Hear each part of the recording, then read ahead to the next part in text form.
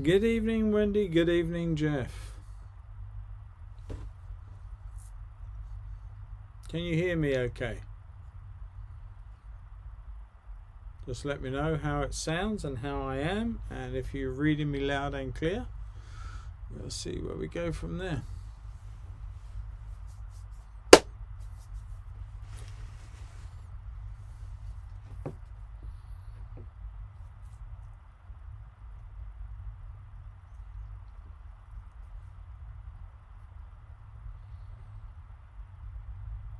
All silent at the moment. Can you hear me, guys?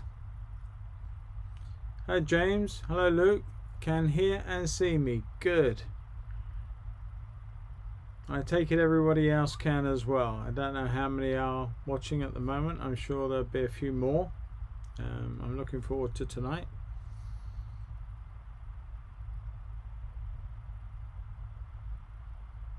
Loud and clear. Good. How's the hissing, Wendy?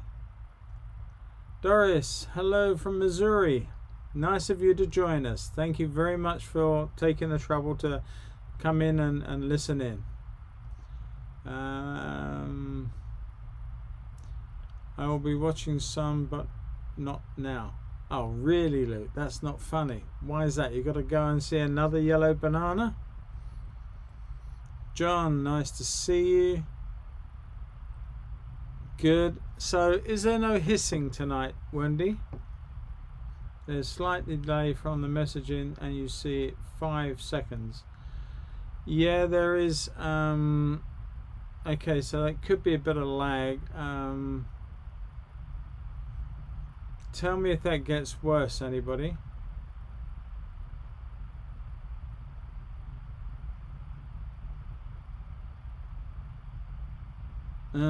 Okay, John, you've got hissing tonight. Wendy's got not very much.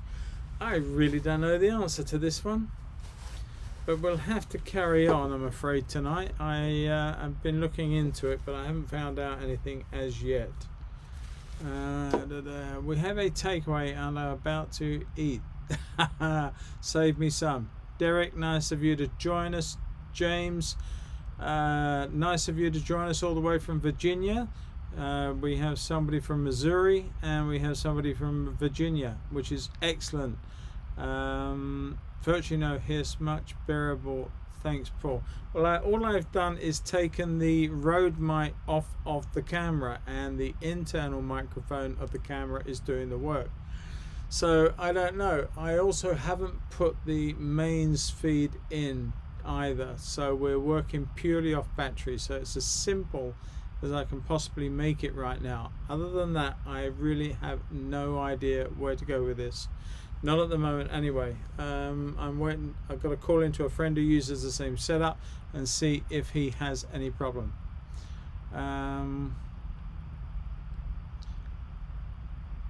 Yes. Okay. I get that, Jeff. Clear as a bell. Great. Thanks, Robert. I appreciate that very much. Good. Okay, so we'll wait a couple more minutes if that's okay with everybody, and then we'll crack on. I know there will be one or two other people come in. Do you have a fairy cover for the mic? No, we're not using the external mic, and yes, I do for the original one. Excuse me, everybody. That's what I have been using, which is the Rode Mic Pro, and as I say, it's so far it's not performed in the way that I would like. Maybe I need to get and look at the settings on the back here. There is dB gain, minus and plus, and stuff I don't know anything about, I'm afraid. So that's something that I will look into, guys and girls. Right, and just keeping up with the chat. From Pennsylvania, we have 3 so far. Jim, if he turns up, will be 4 from the US. Wow, that's a record. Thank you very much, guys, for taking the trouble in your afternoon over there right now to look at what I am going to try and paint for you this evening. So that'll be good. All right, so we are going to press on. I'm sure other people will join in as the time goes on. and we'll see where we go. Now for this picture, it's another boating scene. I bear no apology for that. I do love the subject, but this one, I believe I got it right when I said it's Brancaster Strait or Staithes, and I'm sure that's where it is. It could be the next little inlet further round, but I'm pretty sure that this is Brancaster, and we'll see. Somebody knows better, they will tell me. Some technical learning. Yeah, I don't do technology, John. You well know I don't do electrics and I don't do technology. Well, neither of them very well, not without repercussions. Okay, so right, where was I? Yes, Brancaster. Now this, for our friends in America and for anyone else who doesn't know, is the North Norfolk coast on the UK. It's a very flat wash area. It is a tremendous place to go and paint at. Many artists make a great deal of trouble to paint a lot of plein air there, as I do myself given the chance. And this is just something that was just an isolated couple of yachts left on the mud, and the channel of water which led into them, and indeed the river course, the course of the tributary, that this is all tidal flow, and of course the boats are up when the tide is in and accessible, and of course you've got to use them and leave them before you get stuck on the mud. So there's a to go on there to make sure you don't spend the night on your little boat because you've got it wrong.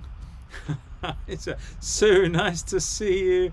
Hope everybody is well, by the way. Everyone is safe and happy. Turn volume level down to a level that I can hear you clearly, and background noise goes. Okay, so bear with me. I'm going to turn the volume down. I didn't even give that a think, Derek. Right, now we are. I've turned it down about half of what it was. It wasn't. It was just above halfway anyway. Tell me, is that better, Derek? I don't want to start shouting at people. I know how deaf I am, so I tend to sort of shout, so that might not be helping too much. But if that sound is coming through better, maybe, Derek, you've knocked it on the head, and that could be the issue. So yeah, we'll see how we go. Anyway, let me know if that's any better. I have turned it down, and we'll go from there.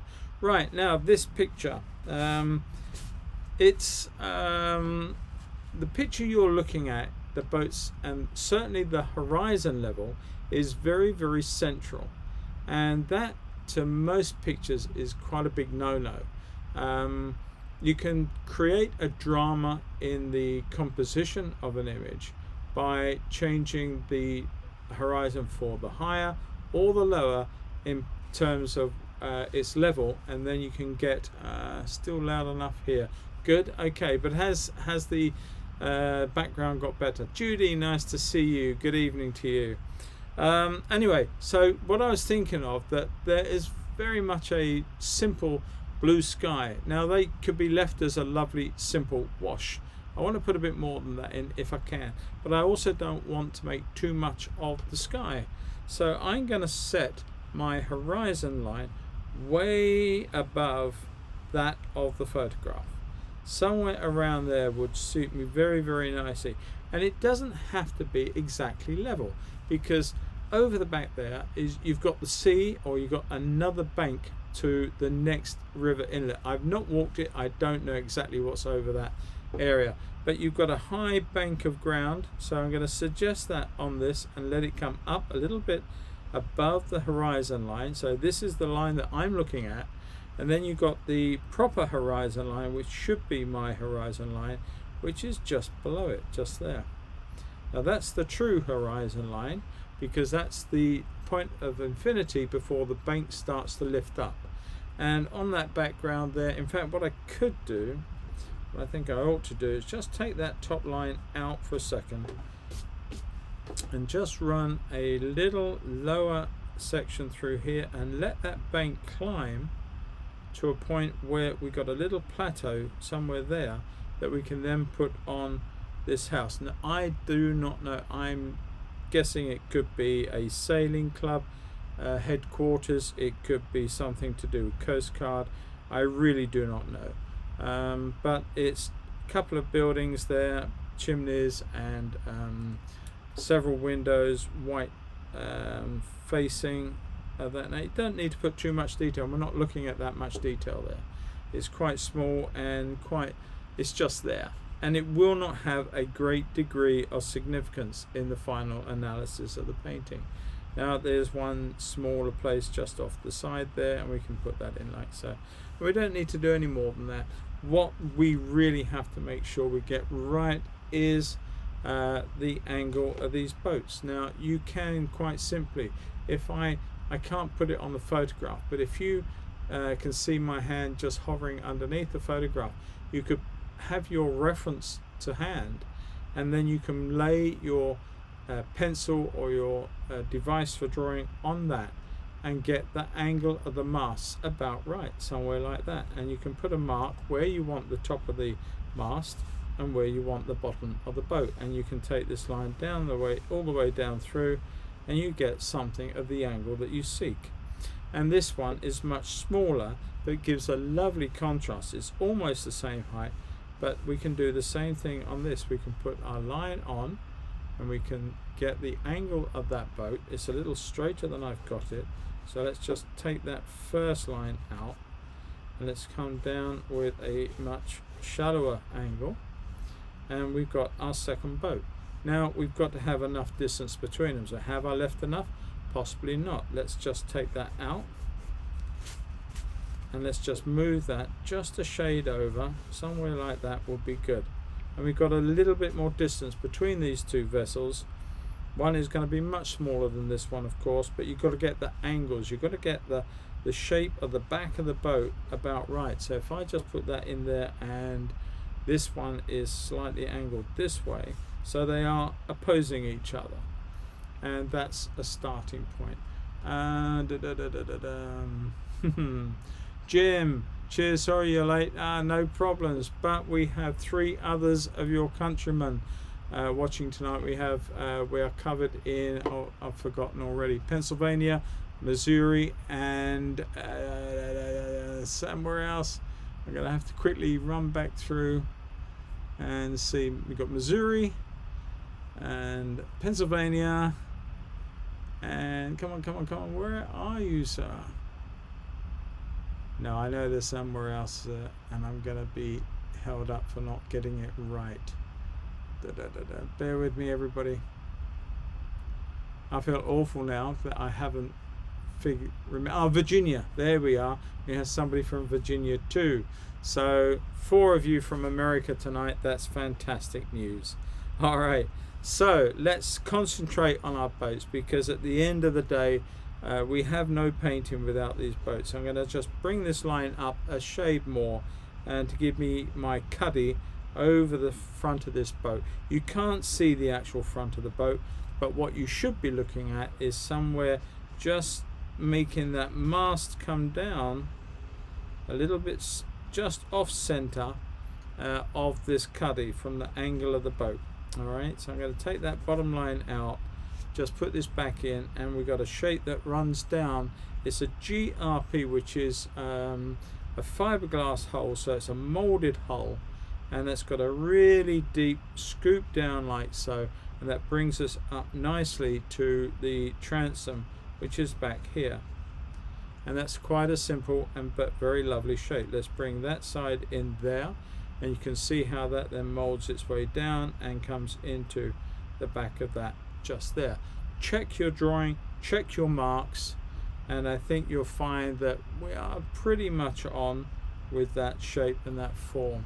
Now we want to put in this little access hatch that will allow the occupant into the forward cabin of the boat, and I think that this needs to come out just a little bit more than I've allowed, and it just sort of come out a bit of a shape like so.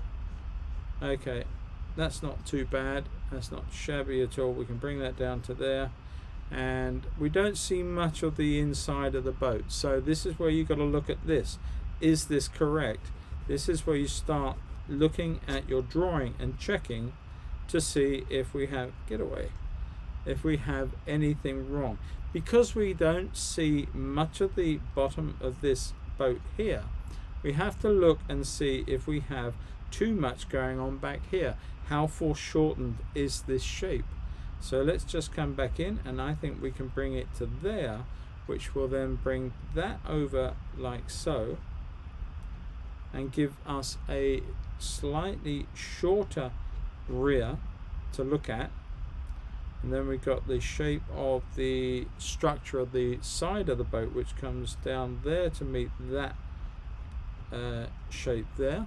And then we've got one that comes in something like that and gets deeper around the back, something like that. And again, you can modify it and take these shapes and move them around before you start painting, ideally, and then carrying on from there. So there's a definite angle to this transom, and we want to put that in, and that comes down and onto the mud. Now again, we have got a slight differential. We have that coming into there, and we have this is just way too much of a scoop and too much of a draft on the side of the boat. So let's just check this again, and let's shallow this out to there, and let's take that line down and bring that in a little more tightly up into there, which is about right, because it then goes round onto that. And then this is slightly less and scoops down, but then comes out to meet the back end of there. Okay, that's just a little tidier than where we had it. And then you've got just a little bit of the board underneath there, which is just visible. And then we have the inboard or inboard outboard, I suppose. It is an inboard technically, but it is a shaft propeller on the back, and then we've got a bit of a scoop on there,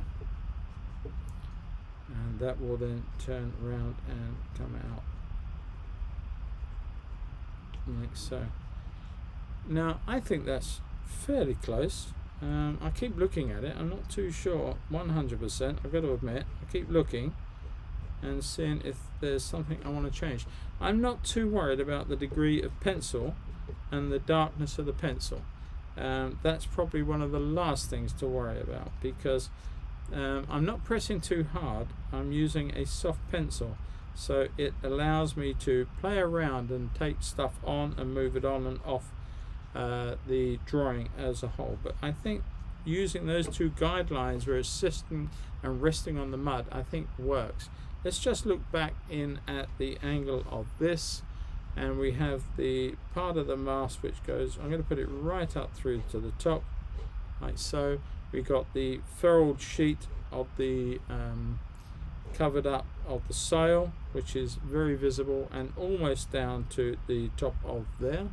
And then we have the foresail, which is coming down and just about somewhere like that, and we've got that is also furled up and under its protective cover. This also seems to have a second or rear mast, small mast, which I'm suggesting will have a sort of an arm out the back here, a beam or boom or whatever it's called on the back end. So let's just put that in. I'm not quite sure what's going on down here, but there are one or two areas there of information that I can't quite put my finger to and get it right. But I think that's probably not too far. It could be a little higher maybe. It does seem to be one of these masts that actually I think they wind in and the sail winds into the column. I'm not too sure. I think that's the case. Is that the rudder? No, Jim, it's actually the prop. It's actually a it's an internally mounted shaft, like an outboard used to be, but instead of being pegged onto the back of the transom, it's actually designed to go in through the back of the transom and fix permanently on the inside. So there will be a rudder in front of it, but you can't quite see that. It'll be in here somewhere, just out of sight, and I think that's why we've got quite a sharp angle onto this transom here, which gives way to having the room for the rudder and the outboard, or the inboard, outboard, whatever you want to call it, to sit there.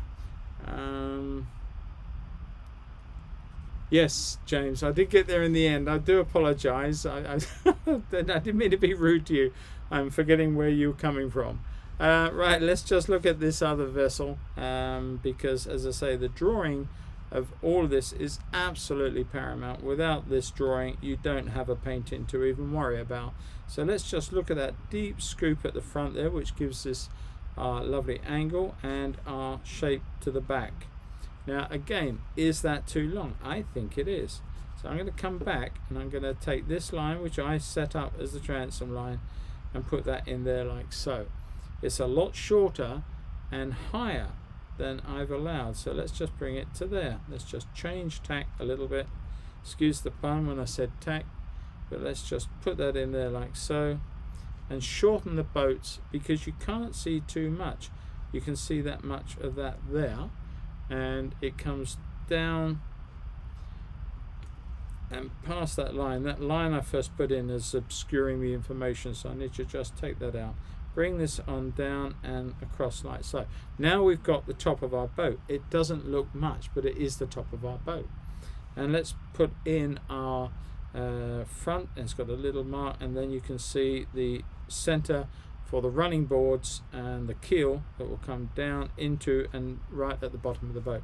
Let's just set the side in, and let's just look at the transom, as I may have it slightly steep angle. Let's just shallow it out a little bit more, and let's just check that it comes down in a V like so.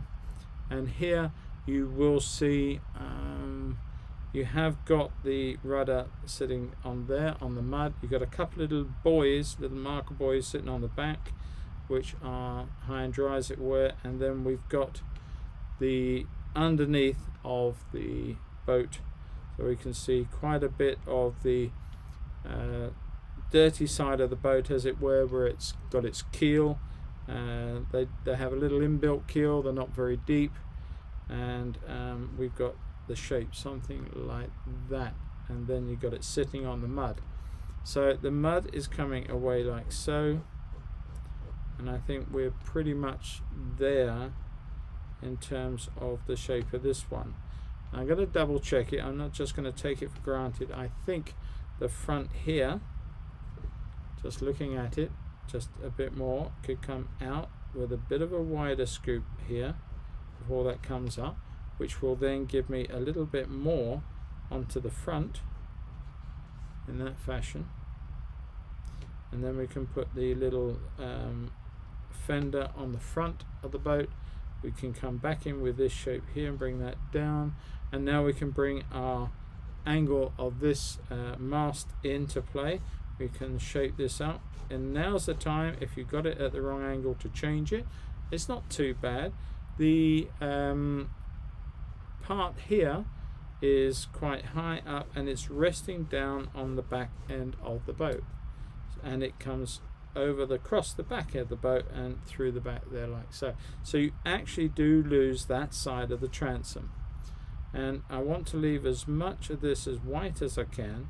Two things you can do with this before we get painting. You can either take your washes all the way through, and in the first part you could use masking fluid to take out and preserve all the white areas that you wish. Second to that, you can go back in and put in some white gouache at the end of the painting to put some of those back in. And nice one, Jim. Good excuse. Should have gone to Specsavers. Yeah, and the third way, of course, is being extremely careful and bring your wash down and preserve the white paper as you paint, because the paint will not go anywhere that is not wet. It can't do that unless you've got so much water in the washes that's coming down that it's got no option. It can't hold on to the pressure of it building up on itself, so it will just give way and run. But other than that, normal speaking, paint will only go where it's wet or damp to do so. So I think we've pretty much got the core of our painting set up, and we are almost, I think, ready to start and rock and roll. So I'm just doing one or two things. I will come back in possibly later with, I'm just suggesting a couple of the mast wires and lines. They are not tightened up, so they are hanging a little bit loose and free in the wind. This one, of course, is tight on here and here. Whether I put them in at the end, I don't know. We shall see. But what I do need to do is to start looking at what we've got in terms of the rest of the background and coming up to the foreground. And this is what makes these have purpose, why they're there, and it gives us all these beautiful lead-in lines. And this is what drew me to this picture. It was the isolation of these two vessels on the mud with very little else around them. But at the same time you had the diagonal shapes of everything going on. Now let's take the back end of this edge of this water, and it comes round in a soft arc as it comes round, and it starts to come down a little bit, but there is a little creek up one side which disappears through there, a very dark passage, and that will help illuminate and lighten our bits of mast and stuff going on later on. There's a nice lump there and a bit of a shape, and we can use that, something like that. And let's just bring our bottom of that area in and let that come down, and it just come down in here somewhere, maybe a little sooner than that, but maybe something like that, and gives us that sort of shape of the bank. And before we start on the mud, there is just the sense of something starting there. It can be put in, it can be left. It just depends whether or not you can make it obvious enough what it is in the painting. If you can't, it's best left out. John, you were saying I was going to ask you about use masking fluid, and then you said, well, the thing about masking fluid is it does have its place. It has its place in creative effects, and that's a well-known thing.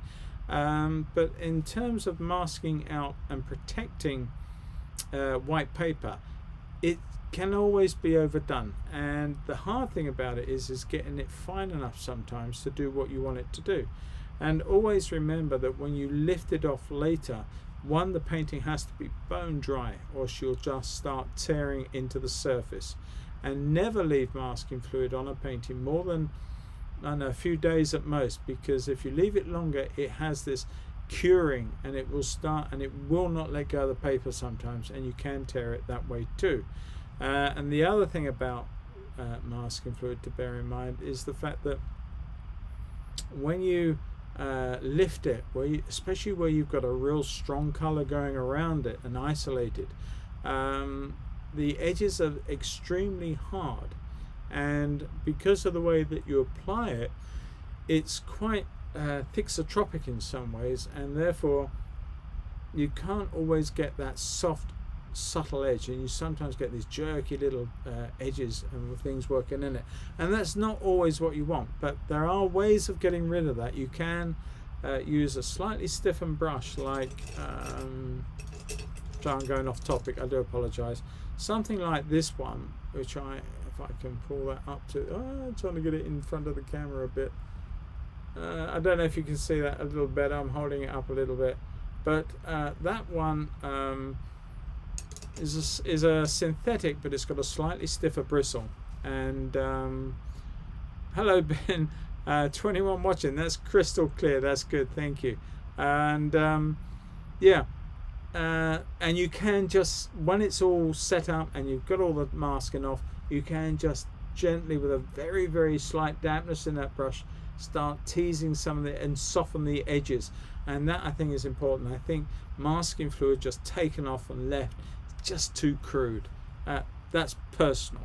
That's nothing more than that. It's just my personal thoughts. Right, I'm going to bring in a little area. This seems to go through. I've just been re-looking at that, and that seems to be very shallow there, but then lifts up to form another area here, which then comes across in front of this boat. So let's pull that through, and it disappears into literally a cut. So there is a small channel that runs through there at some point. I'm not quite sure where it starts and stops up this side, but certainly it goes down here and ends up as a cut. There is an area there of light, and we will bring the darkness and the base of this one through here and out through there, something like that. And let's take that all the way around the arc, and then it comes through and down there. That might be a little too extreme. We can soften that, and we can play around with some of the green values going further forward. But that essentially is that bank put in. There is suggestions of other high mounds here, cuts and suggestive ways that the river is running, like there, and that is a very thin line that comes down just underneath that tender, that little buoy, you know what I mean, that thing, that little round rubbery thing that stops hurting the side of the boat. And that comes all the way through, down and across through the top end of this boat here, like that. Now I'm looking at this one technically could be a little higher compared to this one, but at the end of the day, does that really matter? I don't think it matters a great deal, not enough to start moving the whole drawing. Bring that up a little bit, somewhere like that. And then we got this other lump here that comes just above that bit of shadow, somewhere there, and it comes out from the front of the boat here, and there's another little area there which comes down and gives us the shape for where this water is running away, something like that. And then we have another mound just there somewhere, and we have a thick dark lump of mud, and these mud areas are sort of created by the tides and ebbing, and some of them have got more stone in them, so they hold their shape a little more, and the weaker mud gets dragged out, and yeah, and you form these lovely little areas of water. Now this comes down and gives us our second little shape to the water, and let that come round and through there. And I'm talking to myself a lot now. And coming through here like that, and somewhere, yeah, I'll go with that. And then we've got another area of darkness. This is really foreground stuff that's given us a lovely finish and a lovely area of dirt and bits of something coming down into this muddy area, and the water goes into that edge, but then the bank comes out and gently softens the curve and flattens it out through here. So we've got to just change that a little bit, come down, and then we can take that all the way off to there. We've got another dark patch in here. Now a lot of this sort of thing you can see all over the place, not just up on the North Norfolk coast. You know, you can see bits of this in Rye Harbour in a way. It's not quite as much, but you do get the idea of eddies of water and drifts. You see it at Orr Creek as well as another place. Right, I'm just going to suggest I don't want to make this too dark with pencil. I want to let the paint come in and do its work further on, because this water has to be quite especially just left and soft and light, and I don't want to overburden that effect with too much water, too much pencil, sorry, coming before the start. Alright, now that's that. I'm just going to suggest here, somewhere in here, where I want to suggest the reflection of the little cuddy and the top of the boat through here. These aren't merely suggestions, and it may move, it may change, but we are somewhere in the ballpark of where we want that to be, in a little bit of the suggested of the dark. That's that one. This one is got to be, look at this again. We've got a area from here which I'm a little bit off on my drawing, so I can change that, bring that down through here. The lightest part is almost down, there, and a reflection always comes towards you, the viewer. It comes towards you. So shadows can change, but the reflection always returns to you, and that's important. And we're going to look at the side of the boat through here, something like that, and then we've got the mast, and the mast will come all the way through this second body of water, something like that, and we can make the rest up as we go, but essentially we're there. So I'm just going to bring that in like something like that. Alright, I think now the drawing is complete and we are ready. Hi Sylvia, nice of you to join us, thank you very much. So that must make 22, Ben, unless somebody's gone to sleep. Right, Teresa, are you with us tonight? I haven't seen your name come up yet. I may have missed it. That's always a possibility with me. I'm just going to bring the top of that shape in and take that out and make something a bit more definite there. And what else do I need to do? I think we've got the top of our bank, and just take a little leap up through the back there. We're going to bring that up. There's no point in not putting some of the little obvious marks in that suggest the area, especially if you want to sell a painting to somebody who is fairly local. I mean, a lot of painting like this will sell, I mean, can sell to anybody, of course it can, but if you want to sell it in a local gallery, or you want to sell, or somebody online from the area sees it and wants to buy it because they know the area, you do need to have a little bit of sort of suggestion that you have got and paid attention to some of the little landmarky areas and the little bits of growth, and obviously the things there's something there that's, I don't know what it is, little white tower type thing, and one or two other bits and pieces. Anyway, I digress. Right, I'm going to put my pencil down and I'm going to look at now the washes. Now I am probably, because I said I was going to make a lot more of the sky than is, I could still do that, but, and this is what I've been thinking about, that I've raised the level here, so that's great, there's not too much of it. This is quite fussy as a picture, as all the rest that's going into it. Has the chat disconnected? I'm still on chat. What's the time? Are we still on chat? I think we're still on chat. I don't think it's disconnected. Oh, briefly. Okay, I do apologise. I don't know what I did. Probably talked it to death. That's me.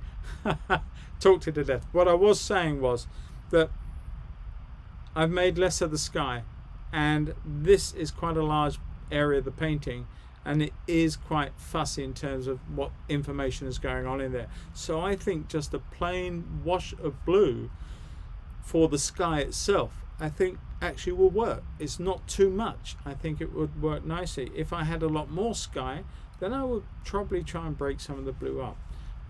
Actually, there's a friend, an artist, I can't think of the name, is an acquaintance, more than a friend. He lives and paints up in Blakeney, which is just along the road, and he can do a full imperial piece of watercolor paper, and he can put one plain blue wash top to bottom if he wanted to, and you wouldn't even know there's not a break. It's just so brilliant at doing washes. Anyway, I digress, but there you go. So I'm going to go in with cobalt blue to start with, and mix up enough. This is quite an area to cover, and you do not want to be running out. And the times I say this to people and the times I run out, I just can't count. But there you go. I'm going to tap into some cerulean blue. I could have used, quite easily could have gone into some of this one, which is phthalocyanin blue, but just whichever way you do it, it's just that cobalt's got a lovely subtle color blue, but then the exciting yellows that are in cerulean and indeed the phthalocyanin blue, I've got a more yellow in it, and it's just that one is transparent, one is not. So just be aware of those.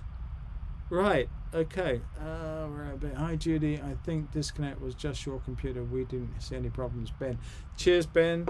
I just need these sorts of bits of input as we go along, because I really truly do not know what's going on. I'm doing my best just to paint a picture, so you can tell me what's happening there. Did I see, where are we, did I see Bexley in there? Just checking back. Yes, Bexley, you're James, you're there. Good to see you. I expect that CAD's going on in the background too. Right, here we go. This is it.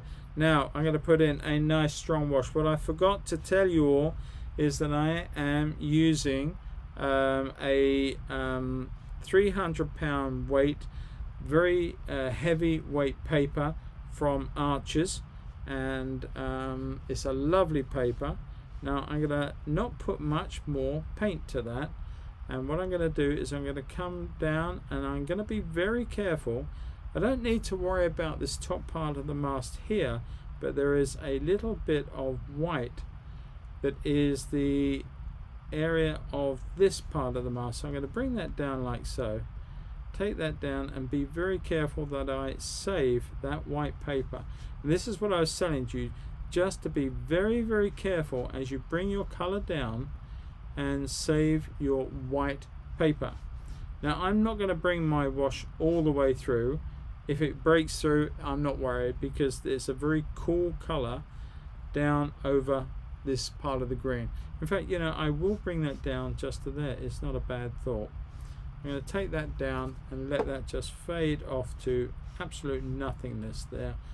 All right, and just take that down and just come out to nothing. Here I'm going to do very much the same thing. Let this bleed all the way down, and there is no white to worry about on there, so I can go straight through that mask. Now the thing is that when you are doing a wash, make sure you do not allow the bead that is on the lead edge of your wash to dry. If you allow that to happen, like this is happening here, this will leave me a hard line. If I want that to continue down, I need to keep this wet. This is still wet. I need to keep this wet and let that wash down until I decide it doesn't need to worry me any further. And I can do that, and I can do that here too, and I can bring that all the way through. There's a lot of white there. Let's bring some of that blue down, so we get a very, very similar color all the way down, and take that. It doesn't matter if it goes into the water, into the mud, or where it stops around here. It's not going to do any harm at all, just so that you know. All right, let's come back to here, because this will dry up on me if I'm not careful, and I need to check and put in the edge of this building and keep that right. Now it is a dark building, but I am also aware that there is a little bit of white veranda or mark on it, and I'm just tapping in and leaving one or two areas of white that are suggestive of other buildings and things in that background before I bring that wash down. So I'm isolating them more or less, and then I'm just going to bring that all the way through here and all the way down as far as I need it to be. Now I could have made this wash go backwards quite happily, but I could also add to it. So what I want to do is leave that there, mix up a bit more blue, because it's starting to get a little bit patchy there. I'm going to come in with a bit of phthalo and a bit of cobalt. I'm just going to run that in through the top one more time, taking it all the way down, all the way up to the edge, all the way through here. Don't get too bogged down in some of this. Let it come all the way down, let it start to flow.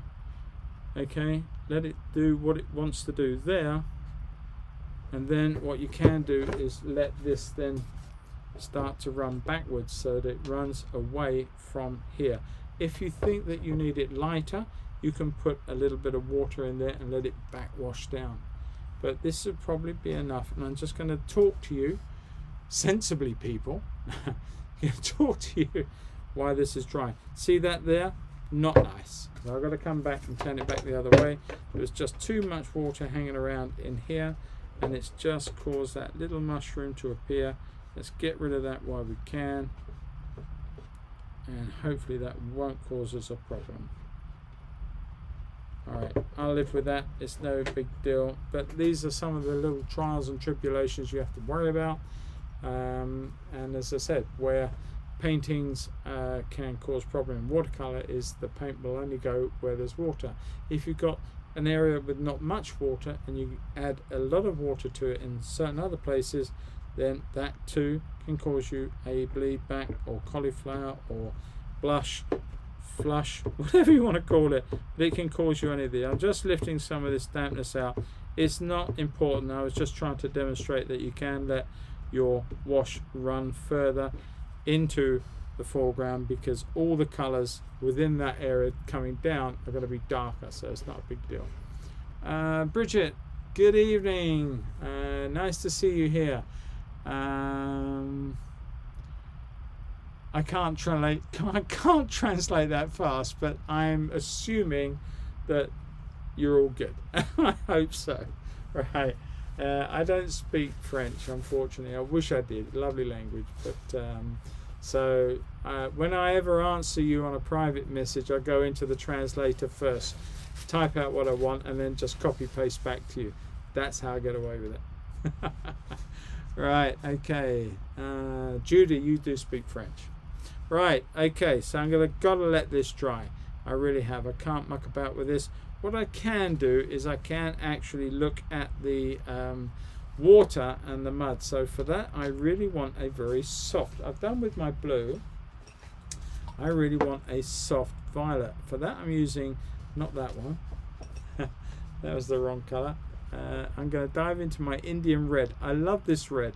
It's like a terracotta that's got a little bit delayed on itself. It's slowly waking up to be terracotta, and there we go. I love that red. It's a great red. And to that I'm going to use some ultramarine blue, and let's just make a soft violet like so. It's a corrupted violet, but it is there, and I'm going to put a lot of water to it because I merely want a tint, and I do need to have some blue on standby, so I've got to put this in here. So what I'm going to do is I want to start off, in fact I better mix the blue, so for that I will use some cobalt just on its own, just a very soft weak solution cobalt, and then wash the brush through and then come back in with this violet color, and I'm going to bring this all the way down into all the watery areas. Now it really again does not matter if I get anything over an area that is darker than this. For instance, I am saving the area around the boat. I do need to preserve that, taking it all the way through there, so it will dry up and it will set itself up to be the mud I'm hoping it will be further on and into the painting. Taking that all the way down to the top of the boat there and off to that side, working as fast as you can, come straight through there. That doesn't matter. It's going to be darker. Any area that is going to be darker is not a problem. Now I'm going to transplant some of that with some blues. As that comes into the foreground, it gets a little cooler, a little bluer, and I'm going to run that through there. In the same way, just let the two areas just run together a little bit. Tap some into there and there just to suggest there is a cohesive thing between them, and again run some into here, down through there, all the way down through this part. And now change your blue to phthalo blue, make that color the color you use now as you further come on down into what will be the water, and these colors will change. Now I'm going to have to lift some of this out to suggest the reflections as I come in. I'm not too worried about that at the minute. I just want to get these colors in. I can see that reflection there, so I'm going to let that sit and go and not do anything at all. I'm going to leave it alone, just tap a little bit of blue between, just to suggest that I know that there are the sails there. Bring that up a little bit, bring that all the way down to the bottom, literally, and come back over here while we've still got wet in the paper let's just come all the way through here, add some more phthalo to this. That's a bit too strong, so it's too strong. Add a bit more water and let that come all the way through here. I do need to leave that bit of white there. I'm going to suggest that there, and I'm just going to bring this all the way through to finish. And if you want to give the same effect, just come all the way through this as well. It's not a big deal, certainly not going to wreck your painting, and you can bring that all the way into the foreground. And I'm going to add in a little bit of ultramarine violet to that and just shift it back a little bit as it comes up into this mud, and it gives it a bit more weight, and that will work very, very nicely, thank you very much, when I put the darks in and the warms. So I'm going to let that settle up. You can see how that's carried on penetrating down. You can see how forceful that color really is. Now, so I don't get an odd line, I'm just going to take this damp brush and lift some of that away while I can before it really dries up. I'm just going to take some back, and I've got to be careful because at this point it could bleed back the other way and cause me all sorts of issues. So having done that, I'm just going to literally stop that action happening just by taking off excess damp water that's sitting there trying to cause me other issues. Alright, I'm going to leave it at that because I know I've got the paint there and I know I can change that colour. 18? Where's everybody gone? Have I upset some people? I do hope not. Silly question. Where's people say 300 pound weight paper? How big is the sheet to weigh 300? Ben, I expected more of you than that. Alright, okay, so let's just take off this excess so it doesn't puddle up, and again it can cause you a problem if you leave it, because what will happen is this will dry quicker than this will, because this paper masking tape is impervious to the water, so it will sit there. So what will happen is as the paper dries, this is wet, and therefore the water will start trying to push back in and create a cauliflower right at the bottom of your picture. If you've got too much, just keep doing this until you're happy. You can even take it off the paper, because as you saw here, it will still carry on flooding down and take up where you've just removed it. Alright, so we've really got to let that settle down now. I'm going to have to use the dreaded hairdryer, and we'll see where we go. When he finds the hairdryer, that is. Get up with the hairdryer. I thought I was being super efficient tonight, and I thought I had everything ready to go. Everything that is except the hairdryer. Okay. Right, now time to hit the mute button if you wish to. Because I'm going to turn this on. I'm going to hold it high so that it doesn't give a direct blast and push the pigment all around the place. He says, here we go.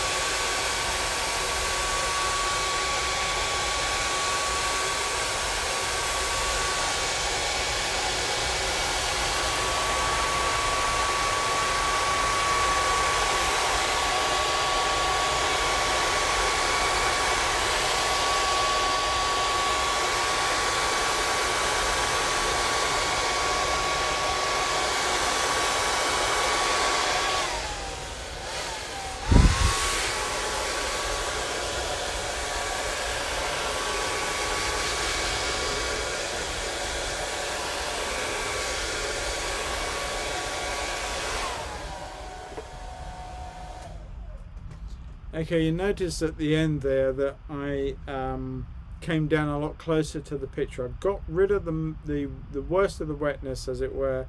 The dangerous time is right at the beginning. So high up away from it, give that gentle breeze of air will allow it to start drying off and not move the pigment.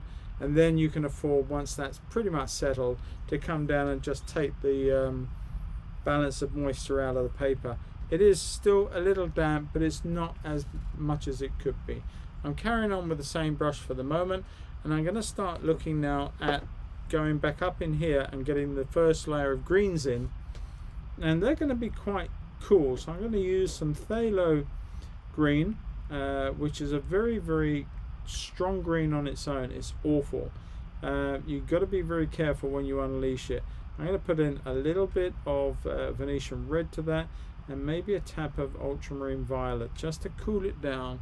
And look at, if you're not sure, just have a little test paper, a little bit of paper that you can try it on. But I think that's not bad. So I'm going to take the risk, and wish I hadn't. Now I'm going to actually put a little bit of raw sienna into that, just to take it slightly off of the cool to the warmer color. Now don't forget, every color you put on here, you're going to get a situation where it dries lighter than it is. So be aware of that. That's what you're looking for. But don't think that because you put this dark color on in this fashion that it's going to remain as such. It won't. It will lighten up as it dries. Don't worry about leaving some broken paint. It's fine. In fact, it works very, very nicely to be able to do that, because you get this broken mark with the brush and it just breaks up that distance.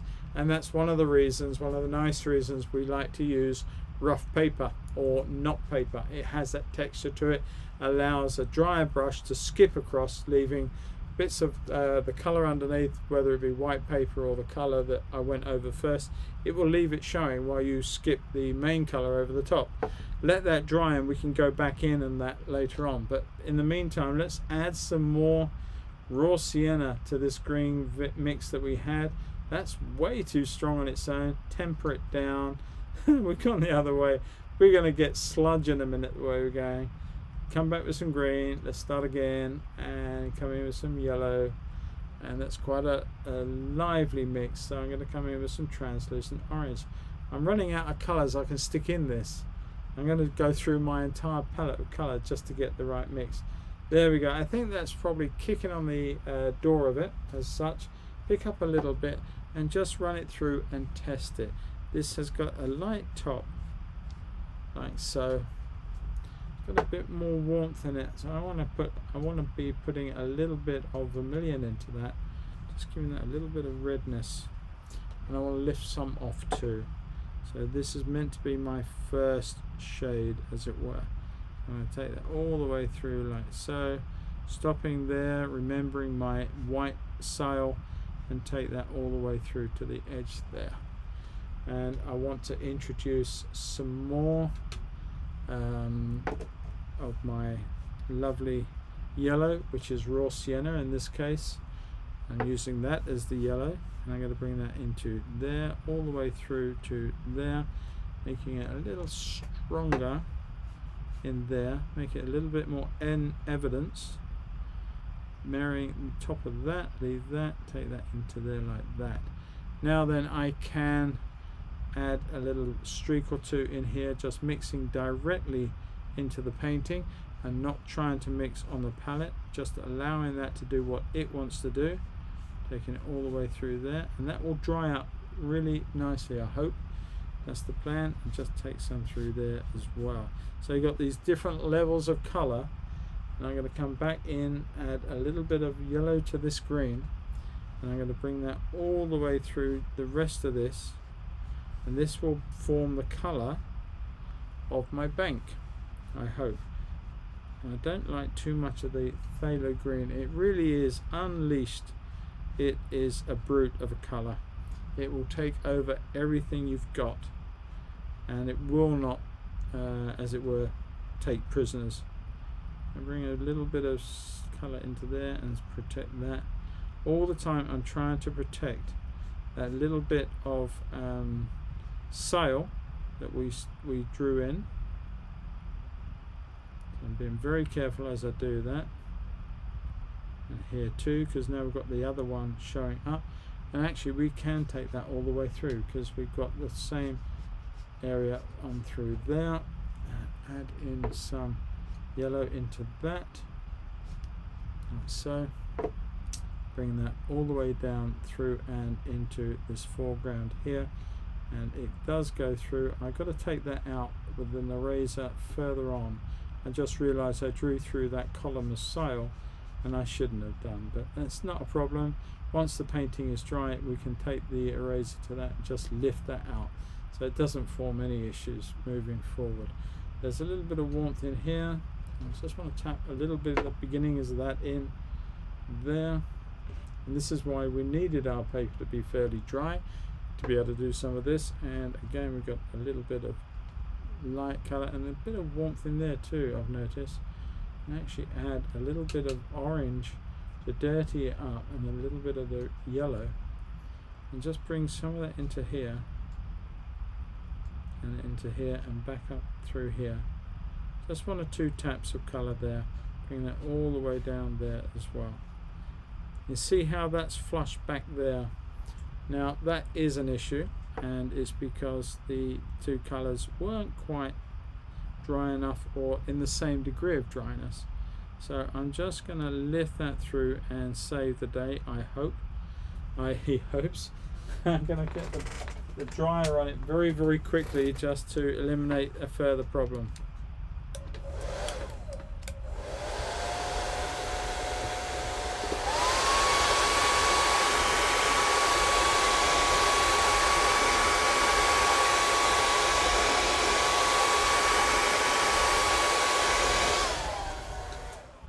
That's just taken enough out. You see, had it done just that, would have been fantastic.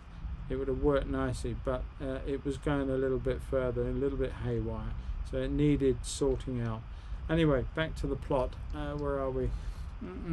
Paul, nice to see you painting my part of the world again. Yes, I couldn't resist. Now, Brancaster, Paul.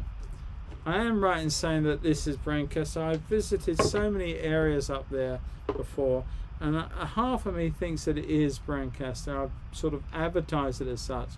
Part of me is thinking that it's actually one of the little areas further on from there. There's another one, a beautiful little village with a beautiful little jetty, and where the boats sort of go off and out. I can't think of the name of that, to be honest with you, but I think this is Brancaster, but I'm sure you will be able to tell me if I've got that wrong. So anyway, I'm carrying on. I'm just going to put in a little bit of warmth onto some of this on this bank. I'm going to put it on, and I want to tease it out, but I want to leave a very little soft glow into that violet mark there. I don't want to take it all away, and I'm going to be doing little bits like that all over the place on this painting as we move forward. Just little subtle tints of degrees of sun that's over the back of me here, moving forward. And this has got a nice little warmth in this as well, and that just breaks out as it goes off into the mud. Alright, yeah, that's where I think, Paul, I think it is Brancaster. I'm sure it is. There were so many lovely little areas that went off at tangents from the main flow of the river. I think it is Brancaster. Right, okay, having established that, thank you very much, Paul. We will come back to the main thing. Take that off. Get rid of that. Right, I'm going to get some clean and dry paper. I need a glug as well.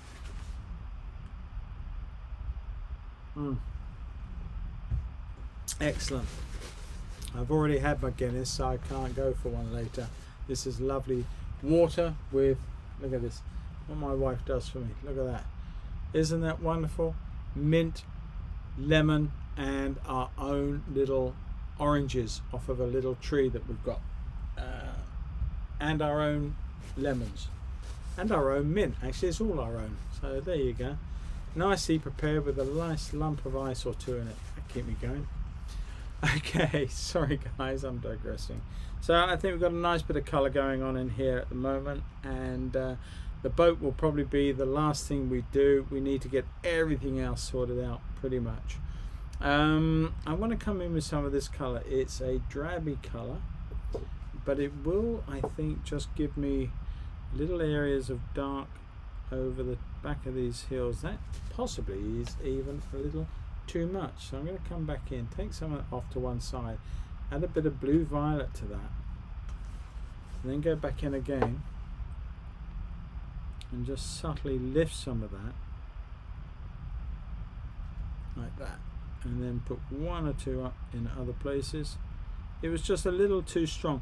It is darker, but you have to watch your values, because obviously the whole of this area is that much further away, and you don't want to destroy that sense of distance and aerial perspective that exists.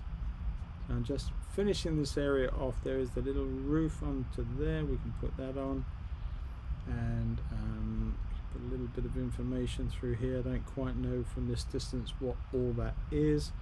Probably a little bit more of the same, something of that nature.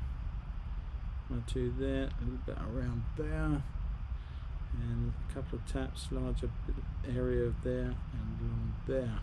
Alright, that's pretty much that. I'm going to leave that to dry before I go back in on the rest of that building.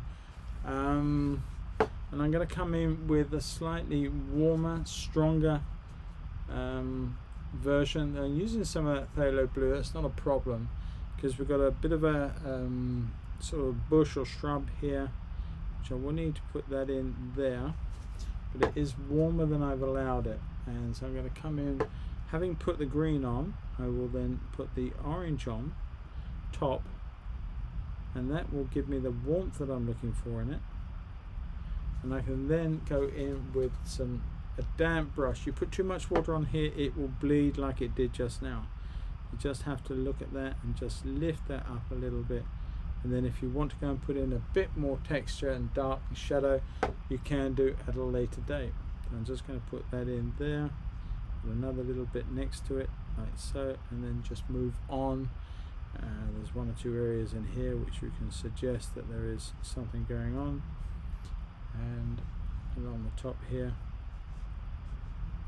very quickly there's a little dark area through there which we want to put in. And it's lovely to see all these lovely warm areas. You've got this warm area that leads up to this bush. Now I'm probably already, if I'm honest with you, too dark to do much about that. I'm going to suggest, and that's way too much information, so I'm taking off the moisture out of the brush, just lifting off that so that it gets me out of trouble. It still gives me that lovely sense of warmth. I'm going to change the brush. I'm going to keep this one. Going to keep this one to hand. Not like that. I won't. Very nearly a big mistake. That one could well be if I'm not careful. Drive. Okay. When you're not watching and you're not being careful enough, that's when things like this can happen. I don't even see where that was, but I think we probably got away with it. There's one there I need to lift out quickly before they do. If you get them quick enough, when you splash it like that, you can lift it off. If the paint underneath is dry, it's not going to cause a problem. Only when it can sit there for a while and start messing with the pigment and starts lifting the pigment will it cause that bleed that you don't want. So just, unlike me, take a little bit more care when you're painting this. I'm coming into a smaller round brush, a fraction of the size of the other one. I want to put in a bit of warmth. I'm going to use some of that Indian red. I'm going to take it off very pale. I just want to put that in and suggest the roof of the building that's over there. Just a bit more water to make it move and come down the roof. And I don't want to put too much dark into it. I just want to make it very soft, very understated, but a definite roof shape.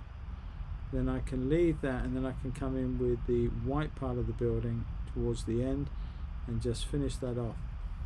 And some of the other little bits of warm darks that are on the side of it, so put that in. A bit more pigment, a bit more water. Just suggesting one or two areas of shapes in there.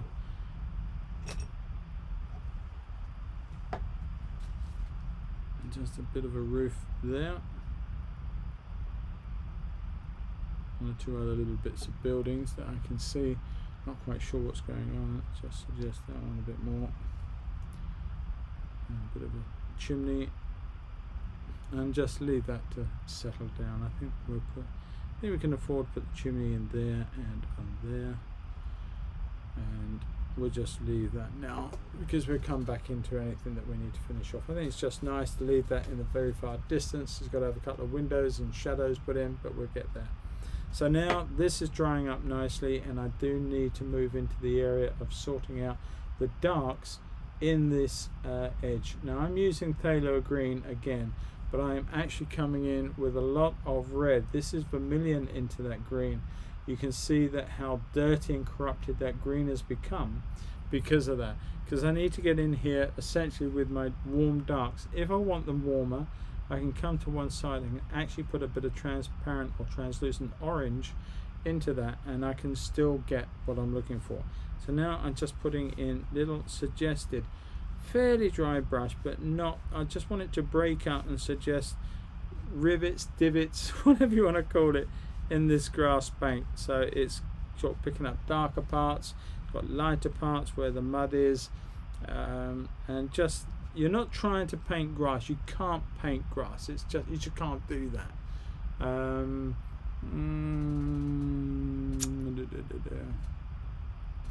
Yes, Judy, I can make a fair few, I assure you.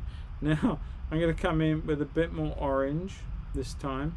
As it comes round, as the bank curves, it's picking up more warmth from the sun, so I'm going to put that in. Just come in a little bit more water, not too much, because you just take out everything that you put in underneath. You just want this to be as dry brush as you possibly can make it as it comes through and into this area in here. Continue it on so there is a semblance of unity between the two areas, and it's going to get very dark over here further on, so I'm not too worried about what's happening at the minute, but I do need to get some of this lovely warm colour into this bank here as it goes on. Now, what was that all about? No, I don't know. Just bringing this up through, very dry brush one more time. There's a little dark patches there. I'm merely going to suggest that at this time, and just kind of come through and across and along, and leaving some of those lovely light greens to represent my light parts further on. And I can tap in. Now I've got two choices.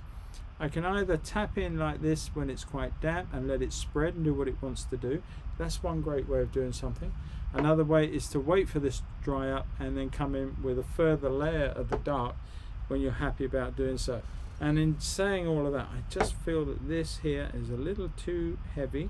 I'm going to use the dampness of this brush very carefully. You can damage the paper, you can damage the paint, and moreover you can actually damage the lovely shape of your pointy brush if you do this too aggressively. So I am treating this carefully as I do this. Just trying to get rid of a couple of the hard edges that I can play around with further on. Okay, we'll leave that at that, let that dry before it causes any problems.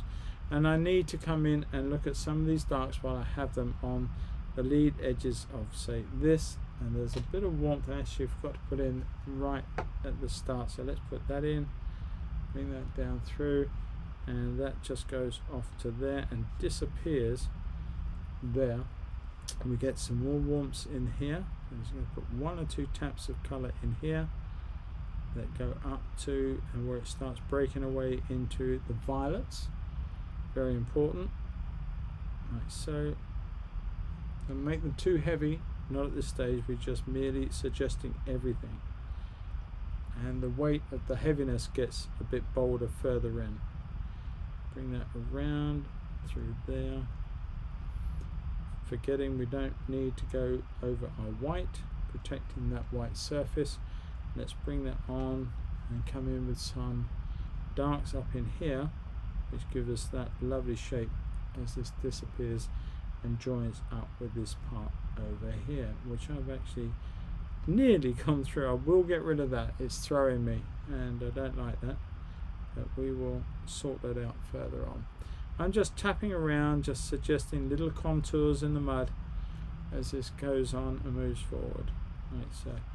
Alright, just let it settle down and don't worry too much about anything at the moment.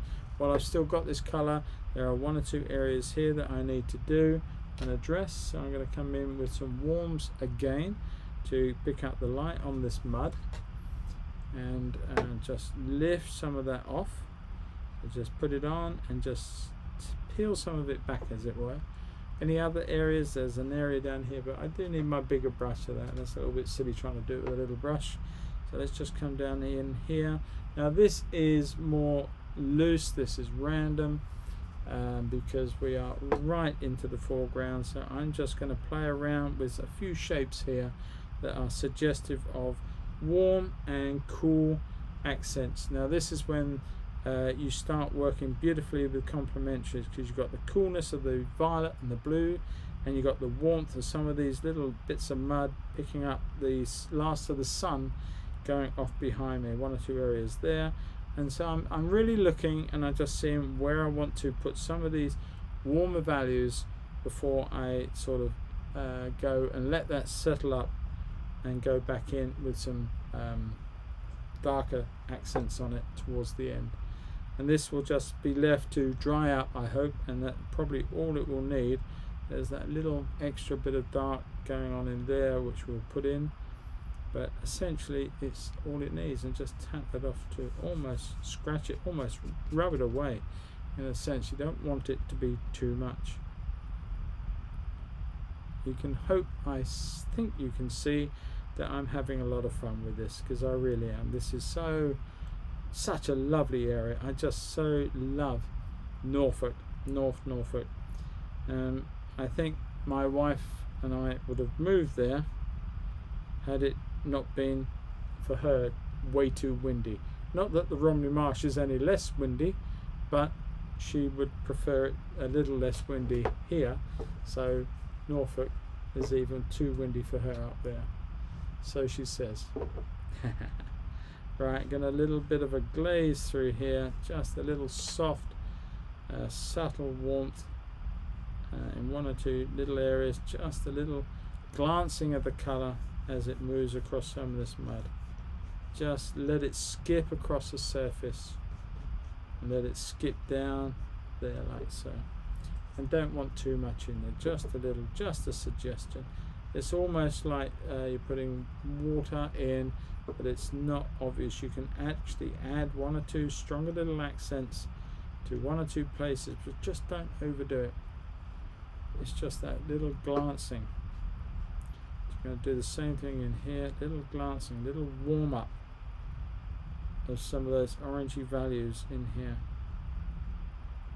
and let them disappear and skip away into that blue violet colour. Alright, okay, we'll stop there. I wasn't talking about you, Paul. I was talking about me and my attempts at watercolours. Hey, doesn't matter, Julie. It's all good. I'll see you later. I mean, I said I'll see you later. Sorry. Right. I'm going to come in here with some...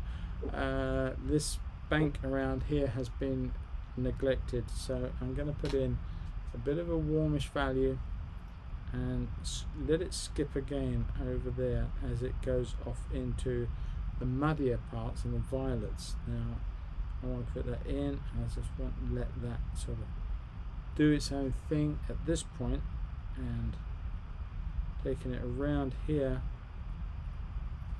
being a little bit careful like so. Alright, now while I've got that on there, I just want to break this out on the back end so it disappears into a bit more nothingness, as it were. There's not such a hard line, and let that come all the way down to that very fine point and disappears into the blueness. Alright, how are we doing for time? I know we've been going a while. Hour and 19. I do apologise, guys, for taking the time, but it's quite a detailed painting. I want to get it right. I don't want it messed up. Now there is a little bit of dark through here. I'm going to suggest that's coming down. I think it's more stones and stuff that's in there, and a little bit of the coolness to it too. So a bit of a mixture of both warm and cool as it comes down there. But none of it is a solid shape. I just like the breaking up. This is where using the, as I said just now, using that heavyweight paper just allows you to skip across and create so many more little facets that are probably more of an accident than absolute detail. They just happen, but they happen in such a lovely way, and they just work. I'm suggesting a few edges here. It gets quite dark. You've got to look at your values at this point, because this is where you start looking at your blue violets in here, and they're getting a little bit darker in there because they are reacting with the reflections of the boat and the acute sense of light at that point. So they're going to become quite dark. So what I say to everybody is, if you want something to appear dark, make everything around it much lighter, and you don't have to go black with that color. It will appear darker because everything, as I say, is around it is lighter. I'm going to bring some of that up and make it lose out onto this. We're going to put a lot more information in some of this mud. We're just setting it up.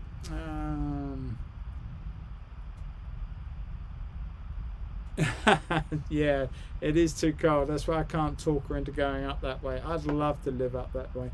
I'd probably settle up somewhere like on the Broads, somewhere up the top end near Potterham. Is it Potterham? Yeah, somewhere around that area. I love that area, and then I'm in striking distance of the coastline as well. Right, so anyway, I digress. I'm talking about dreams, and I can't have that dream, not right now. So I'm going to come in and I'm going to start building some of these areas up. I want to put in a warmer blue. I'm going to come in with that blue there. That's quite corrupt. Let's get rid of that altogether. Too much orange in that. I want a pure blue, so I'm going to come in here, clean out that well, get a lovely blue going. Just looking at it, I think it's more of the cobalt. I'm going to use the cobalt, stick with the cobalt on this one. I just want to run in a lovely flush of blue through there, like that, and just let that just drift down into nothing. It's just a sense of extra blue light, and I think we've got enough in here. I'm not going to worry about that, but I do want to put a little bit along there. Same idea, and through there, same idea. Just strengthens the lights into the boats, and we'll come down into some of these wonderful colors of the mud and the warmth in here, leaving this watery area. And I'm going to do the same thing across the top of this bank, a little bit there, not too much, but more over here as we then go through the masts here. So let that happen, and come down, and this is just another glaze layer. We're just adding more information to our mud, and all the way through here like so, and it can come down here quite nicely as well, I think, which is that line there. Okay, that works, that's fine. We'll leave it like that, and we'll let that settle up. So while we're doing that, I can look at any other information I need to put in the field beyond. Well, actually, there is a little bit of movement going on in that field behind, but in all honesty, I don't think this painting needs it. I quite like what's happened. I will put in that little extra bit of dark just under this bush in the center here, just to make sure that we know what that is out there. Not too dark, just enough, just like that. Doesn't need any more than that, and we know exactly what's going on. But as regards everything else out there, I just love the simple color bleeds and flushes. It doesn't need any more. Sometimes that can be enough, and in this case it is more than enough. what I will do is I'll put a little bit of violet together, and I'm just going to come in and I'm just going to suggest the windows in that building at the back there, so we got some structure to it, and a little bit of dark at its base, which is the two-tone part of the building, like so, and maybe just set that there, which is giving a little bit of shadow under the eaves, a little bit more dark on the end, and I think that's all that needs. That building is complete. It is merely a suggestion indicating what's there, not absolutely stating it, not banging it home, you know, with a hammer and nail and I's and T's. It's just a suggestion of what's there. So hopefully that works. Right.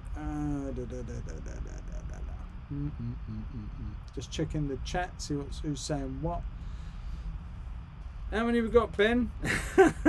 Have I made everybody fed up and go home now? Well, I'm having fun, even if I have lost some. I hope I haven't, though. It'd be nice to know that people are sticking with it. Right.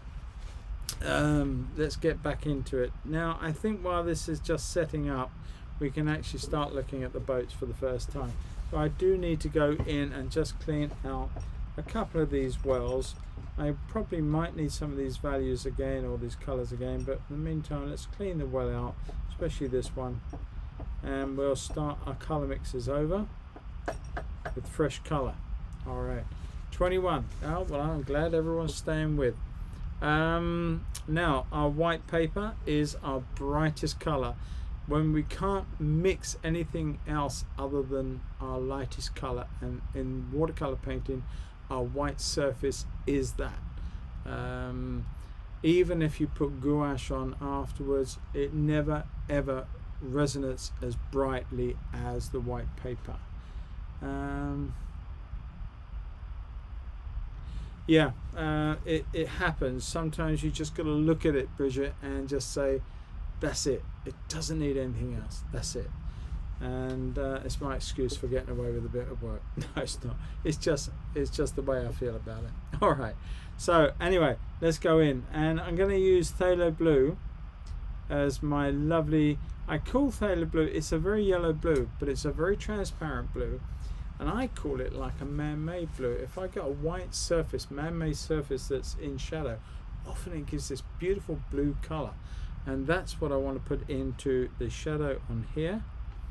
Not as strong as that, it's a little bit more subtle.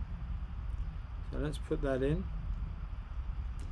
And I'm going to put that also very, very faintly onto and over the cuddy. I'm not too worried about the cuddy going this color, but this is the GRP surface of the boat. Now, if I don't want to make this all one color, so I want to make my GRP blue just a little lighter than it is. So I'm going to literally, I'm just going to tap it off and let that almost just stain the painting. All I want it to do, I want to leave that blue there, lift that off too. Let that, it's got a blue tint to it now, and that's all I want it to do for now. I will come back in and I'll add to that. It's just the first of that stage. And a very similar thing on the inside of this vessel. So it's got a very, very lovely blue color on the inside, and we're going to leave that and leave it to do what it wants to do now. And I'm just going to put in a bit more blue on a couple of these areas, just around here.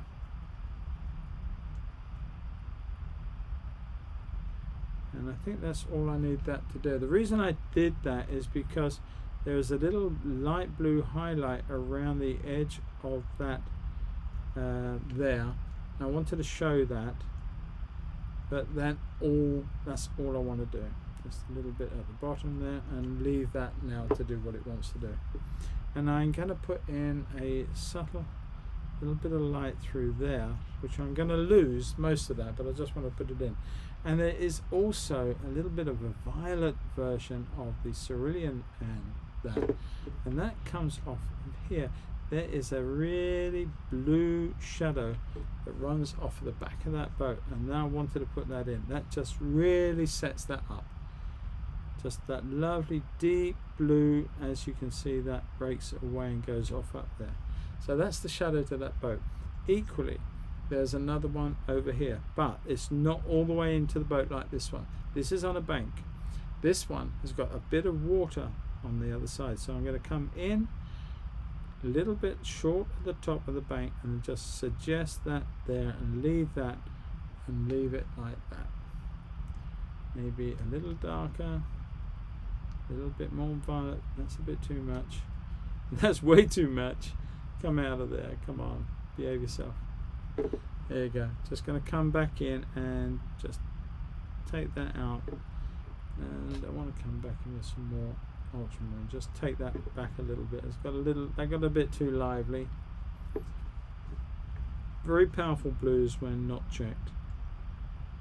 There you go. Just take that off and soften it. There we go.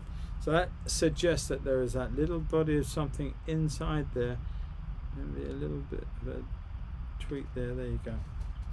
And leave that as it is and let that just dry up now.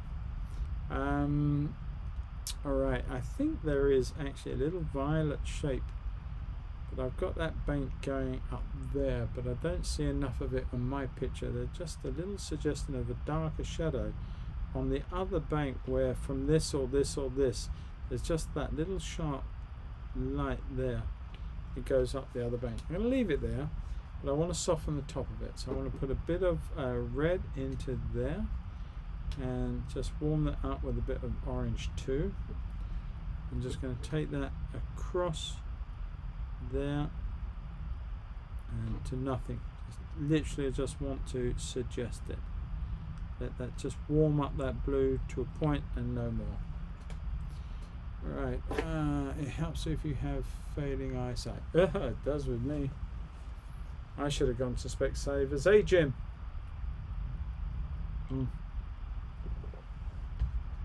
Alright, I'm being rude. Okay, we're going to carry on. And this is dried up quite nicely. I'm going to put this lovely blue edge or side to this boat here, and that will give that a beautiful finish to that point, like so.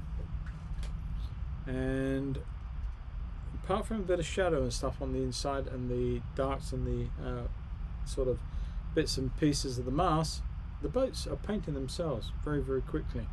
There is a darker part of the I'm going to use that actually. I'm going to use some red into that. Maybe, yeah, I'm going to carry on using some vermilion into there. Makes it a dirty grey, a violet grey. And I'm going to suggest that there is that reflection in there, like so.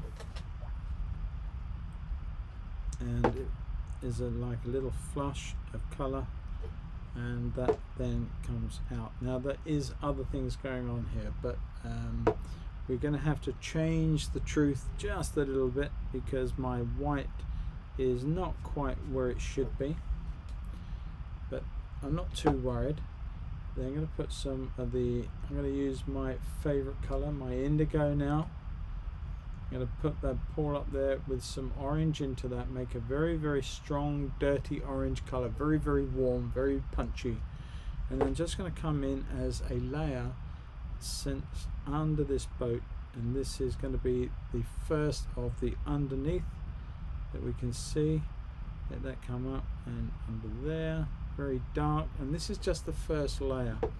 And leave that there and let that start to come into it. They meet up across that little bit of dry or wet mud there. And I think I nearly put a fender in there, but there is a fender. I'm going to use a little bit of cadmium red. This is an opaque red, very strong when it's opaque, so be aware of that. Just going to tap that into there, and that's my little fender on the side. Alright, now it's a lot more orange than that really, so I'm going to put a little tap of Indian yellow while it's still wet. Just take that away a little bit and then just suggest its reflection. Hardly see it, but it is there. very muffled and very lost, but it is just a little redness in there that suggests there is a bit of a reflection. We can come round on the side of it and suggest that there's got a little darkness there. That works. Okay, I'm happy with that. I'm going to attempt now to put some red, some vermilion into this, making this a very warm dark. This started off as indigo. I don't know if you can see that on the camera.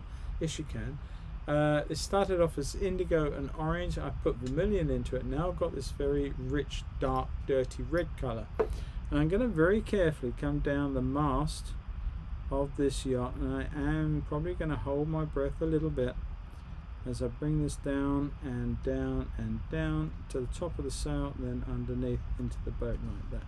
I want to leave it like that. I'm not going to be tempting fate too much on it. I need to put the back of the transom bar in. I'm going to come across there, and don't forget that boom comes across, so you don't see much more than that. And then another layer of dark in underneath the boat, richer, warmer, darker, using that same color for the mast. It works very well, but I'm not going to come all the way down here. See, I've purposely left that little bit of light and dark there. That's the dark of the boat, but it's not that dark as it hits the mud. It's just a suggestion, and we're going to put a little bit more dark in there in a moment, but not straight away. And that just leaves me enough clarity between the mud and the bottom and the dark of the shadows of the boat. Now for that dark, let's come in with some indigo, slightly warmed up with the orange, and let's just see how that will bleed into place and give me that real dark area up into the back there. And that's just set that up nicely. A little tap of dark under there, not too much. I don't want to completely replace it, I just want to tap it in place. A little bit of dark at the bottom here on the mast, just to give that a bit of weight there. And there's a little bit of brown up on the top there. I've got a sneaky feeling my mast curves a little bit. Oops, I'm sorry. It does a little bit, but hopefully that won't matter too much. You won't notice that. Right, okay, let's come in with some of this nice colour. Want it a bit more orangey. I'm going to come in there. I'm going to put this plate on here, very, very orange. Look at the way that bounces around with that blue. Does a lovely job there. And I'm going to suggest a little bit into this reflection, just nothing more than that, doesn't need to be much. And I'm going to use some and that just to put away the top of this mast as it comes down past that, furrowed into there, and then it disappears and you actually don't see much anymore apart from maybe a little bit there. Alright, where are we? More dry paper and another glove. I feel the need for.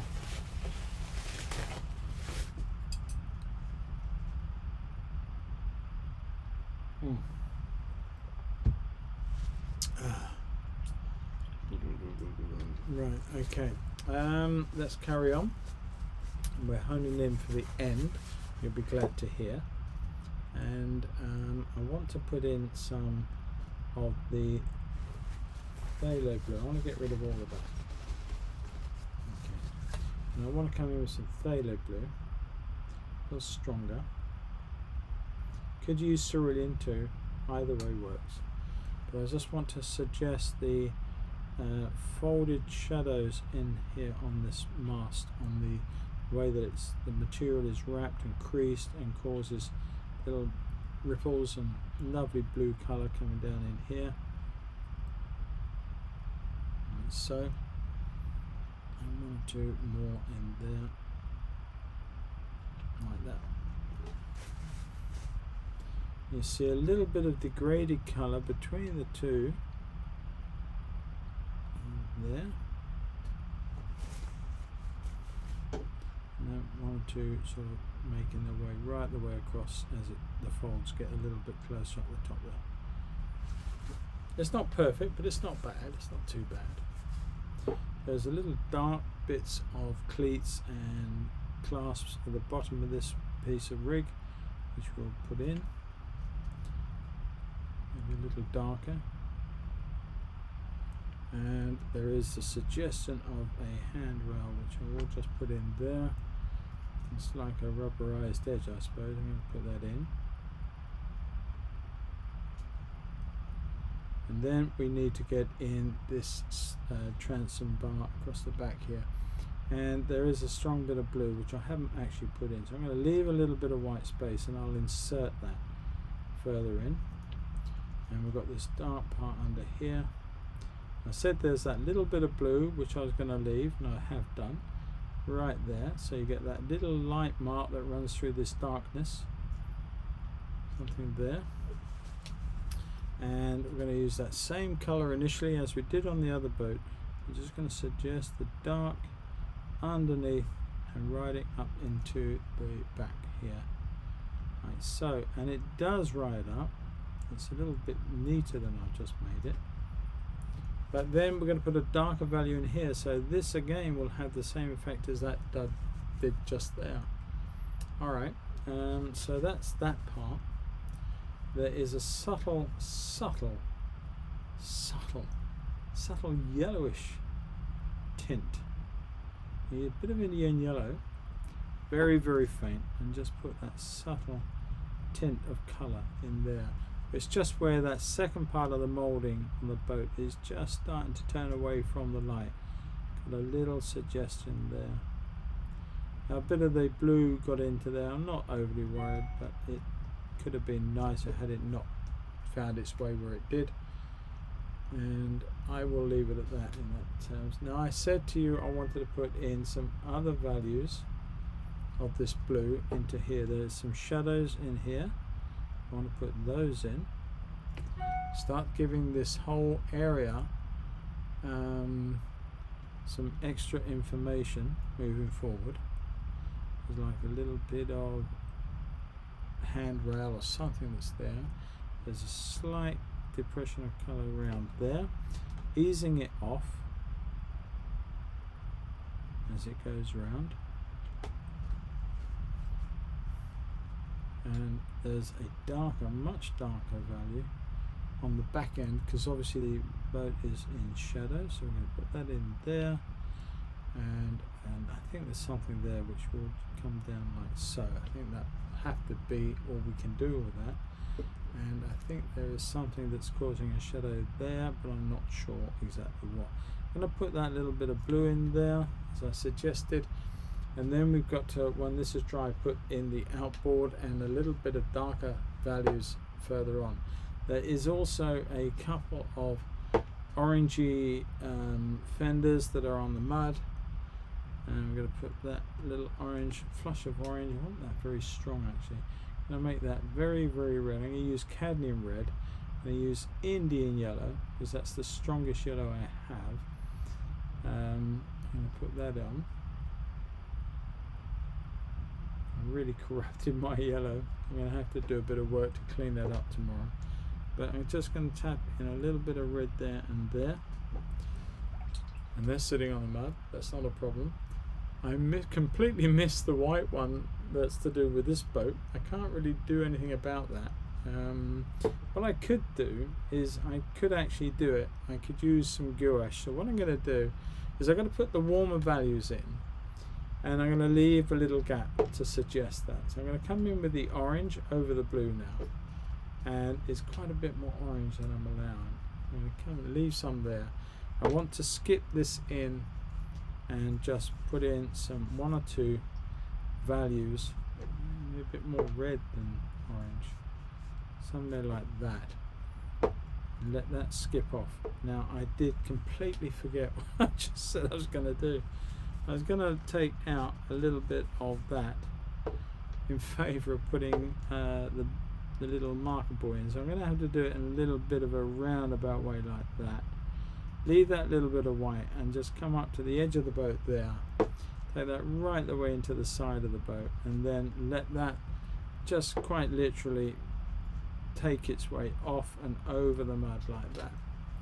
Maybe a little bit more violet there. as it turns away and becomes a little bit more violet bias.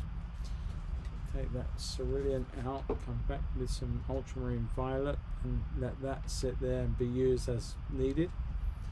And just softly, more water, less pigment, and get that soft flow over the mud.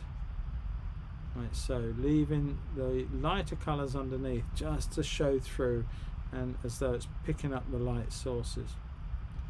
Like so.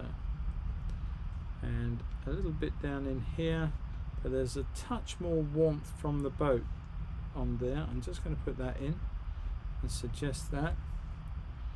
And that becomes the edge of our water through there. So there's our mud, as it were. Let that go over the back, and that area is pretty much sorted, but I want to come in with a dark edge. I'm going to come around here and just let that, while it's damp, just settle down and become that little dark edge around all the way into the boat, not there because that's where that boy is going to go, and into there. So while I've got that colour for that boy, let's just put a shadow colour in, if this is dry enough, hopefully it will be, for where that boy's going to be. So it's there, it's quite a bit bigger, and it sort of sits like that. I'm going to regret that, I know I'm going to regret that, but we'll see. Alright, and let's just look in here, let's have a look at that shadow there a bit more, and a little bit off the back end of the boat there, creating some other shapes of it. We don't quite know what's going on, but there is something going on. And equally as much, there is a dark area here and a bit of reflection through there. And that can be a little darker, a little bit less defined. Okay. And I'm not going to put birds in, but I will suggest the reflections to the mast up through there and through there, and I think we can just about see enough on that one. And then we've got to come in with some more darks. Where are we? Orange and indigo. Make a dirtier orange, dark brown. And let's look into this here. Let's put in our dark side here and under here. Just deepen this up just a tad, not too much, and through there. And then let's get this really dark under here. This is where we've got underneath, and let's go down there.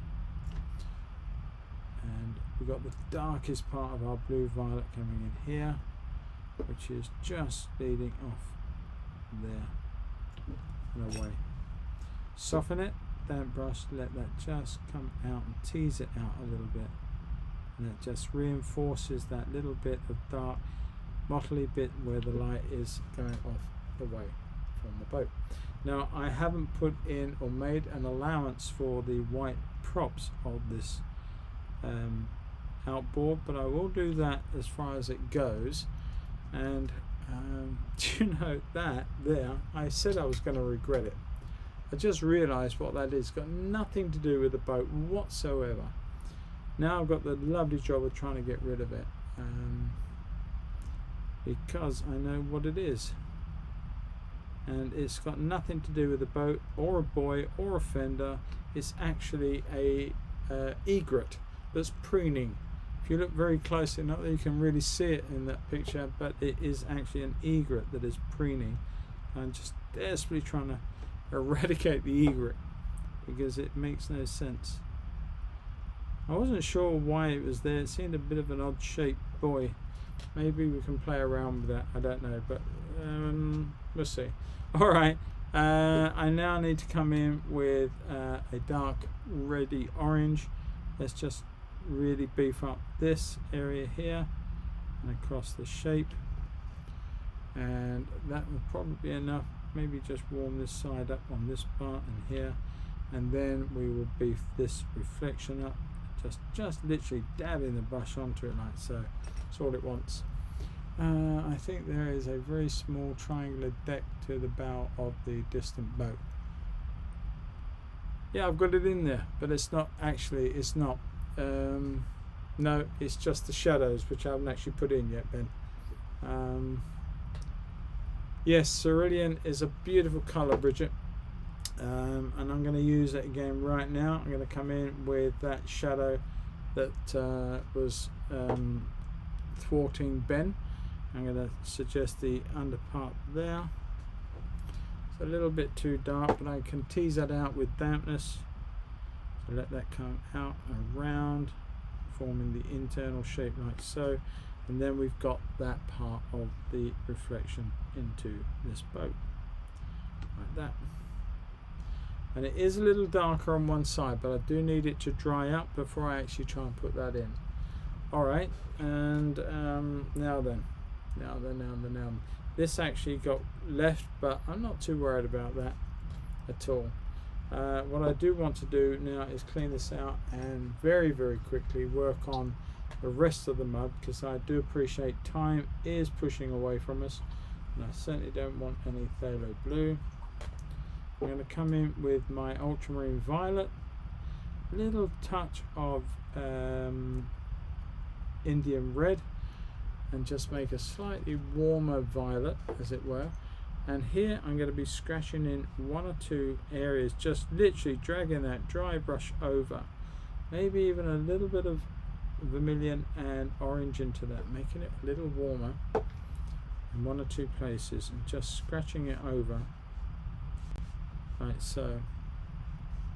You get little areas where the mud is sort of, I suppose, drying off in one or two places. I'm not quite sure, but I'm dancing a dry brush over the softness of the paper, just trying to be a little bit more careful and not overdo any of it. And here too, I'm going to put some in, just bringing it down and warming up some of the surfaces. Now there's a lot more on the painting, on the photograph. I don't propose to put all of those in. I merely need it to suggest enough of what's happening, and just not make them all obviously different. Just try and marry the whole lot together so that it all forms up in a very nice way, in a cohesive way. I'm going to put a little bit more dark around the edge there, right the way through our poor old egret. Get rid of that. Poor thing. I can't see why I never saw that at the beginning, but there you go. And going to put some more darks and values in here, right at the end here, right up this top end. Going to get a bit darker. Going to do it one more time after this, but just suggesting a bit more. And there is a warm glow at the bottom of this, and I've missed that. So let's come in with some orange, and I'm going to come in with a lovely warm glow around this mud through here, like that. Now what I'm going to do is I'm just going to gently tease these areas out so that they're not as obvious, especially where there's too much white showing, like so. And in there, missed a bit, let's put that in. Actually, I'm not too worried about that because that's going to get a lot darker in a moment. I just want to put that warmth in that bank. There is also a suggestion of more over on here. I'm just going to put that in like that very, very quickly, and up on here, which I completely missed. Put that in. Very broad, very brush mark, but that's all it needed. And some more in here. It's a little stronger. It's dried off a little paler. Put that in and that in there, and I'm going to put some more darks in here, but I'll just add a little bit of warmth at the same time on this edge. Very, very quickly.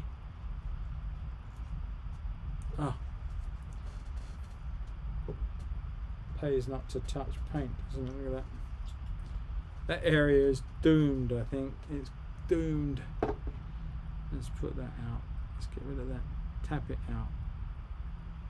Clean it up, and it will go. Not completely, but it will go to a point. There we go. And if you're not too sure, there's actually a little bit of blue in there, almost like a happy accident, but I'm not going to call it that because it was a bit of stupidity. There we are. All right, so we're pretty much warm. We've got that lovely sense of the last part of the day.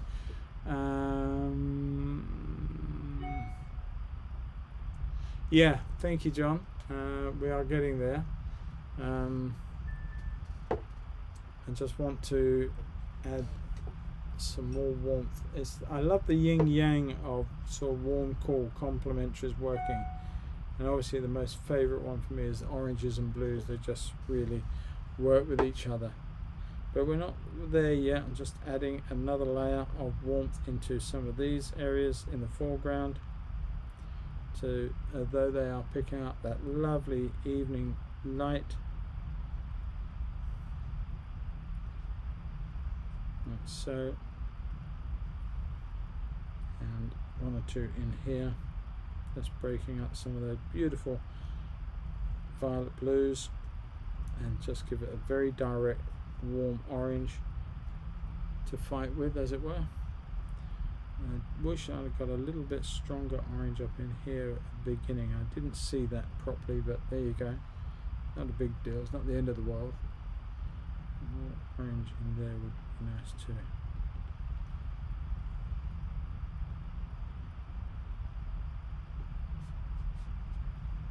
Okay, these are just little touches of warmth in this painting, just little touches of lovely glows in the mud. Maybe a little bit of there as well, just suggesting that against that blue, which would work very, very nicely. Let that come across and let that travel there.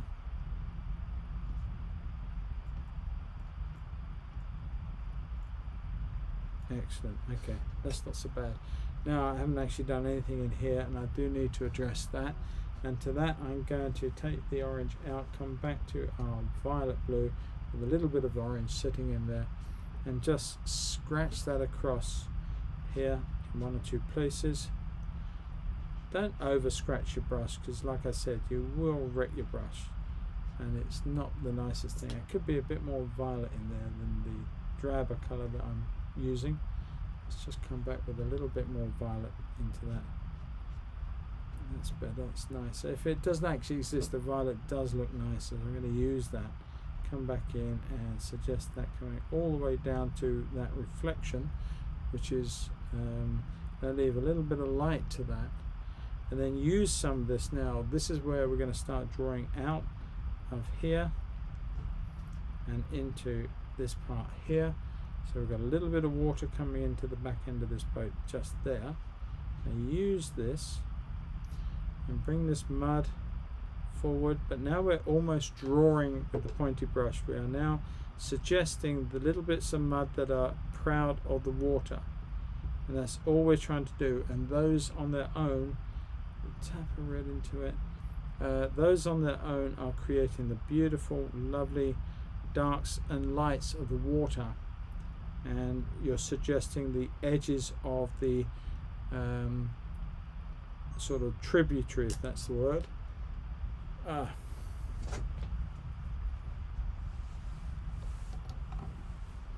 Bear with me if you can still hear me.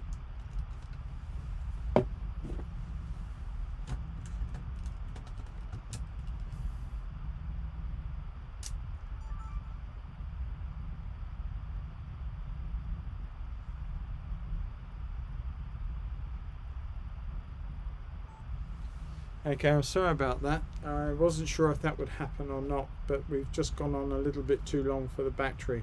Trying to see if the sound worked without the battery, and hopefully now we are back live with you and you can see what's going on. Yeah, I'm sorry. Jeff, you're so right. Shilling in the meter. Now, as I say, I wanted to film tonight, or wanted to do it on just the battery, so that we knew exactly what was causing this hissing problem. And unfortunately, the battery's life is just not long enough. Next stream that I do, I will use the mains into the battery as I did before, and hopefully we will be over. We're okay. Low battery on overhead. Yeah, are you getting this all right, everybody? Just let me know that we are back as we should. Okay, that's good. I've lost the plot then. I'm sorry.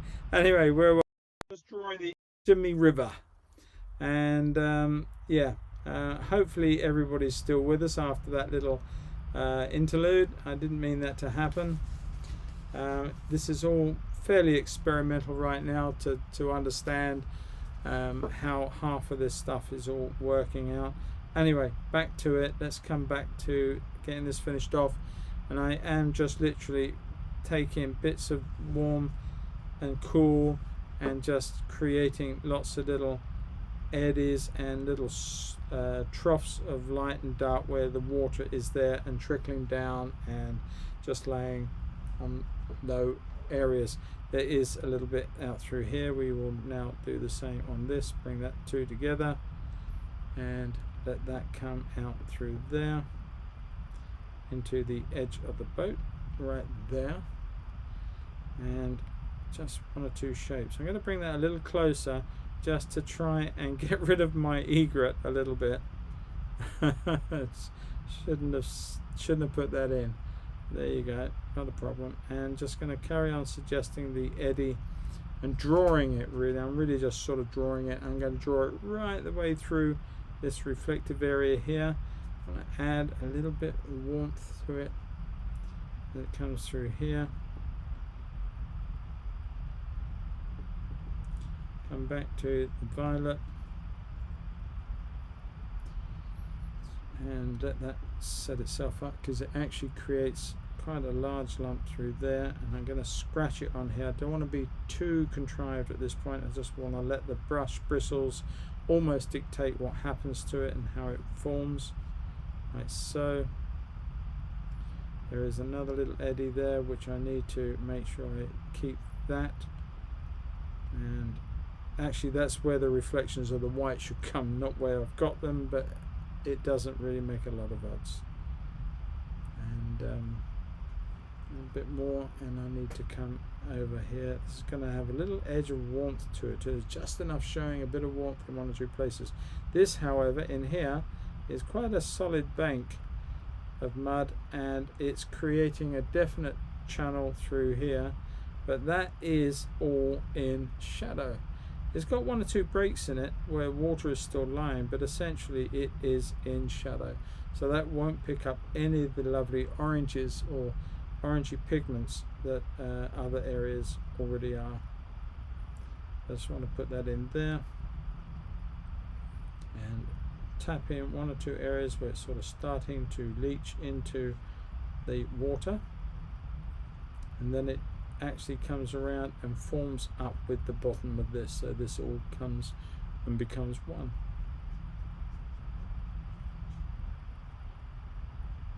Just one or two taps, just scratching it on just to finish that off. It's very loose, random. I don't want it definite in any way.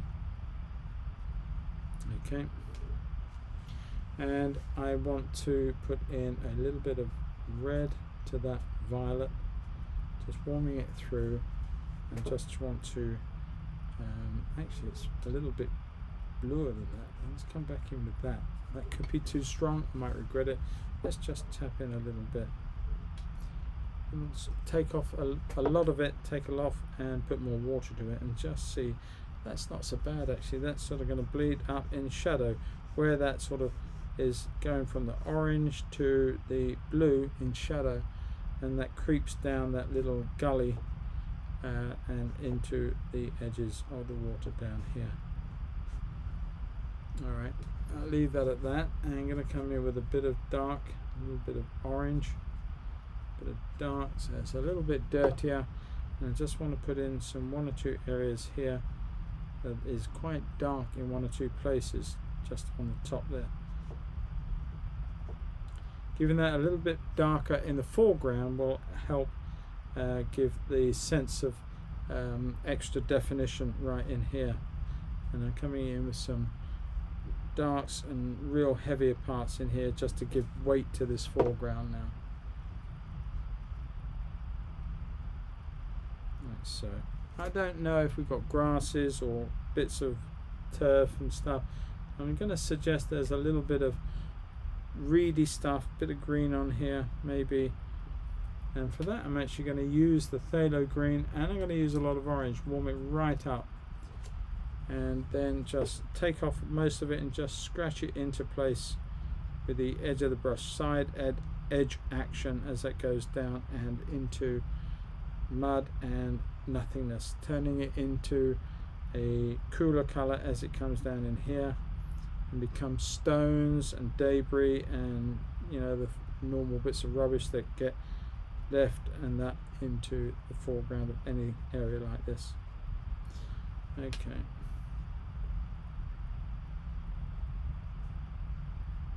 Right, I don't want to do too much more of that. I'm going to do a very similar exercise onto this area here, give this a little bit of punch. It's definitely got greenery over it. Obviously this is either submerged at high tide or just pokes enough out or whatever, I don't quite know, but that will be all that needs. And there'll be the same going on to this one over here, and that just sort of disappears to nothing.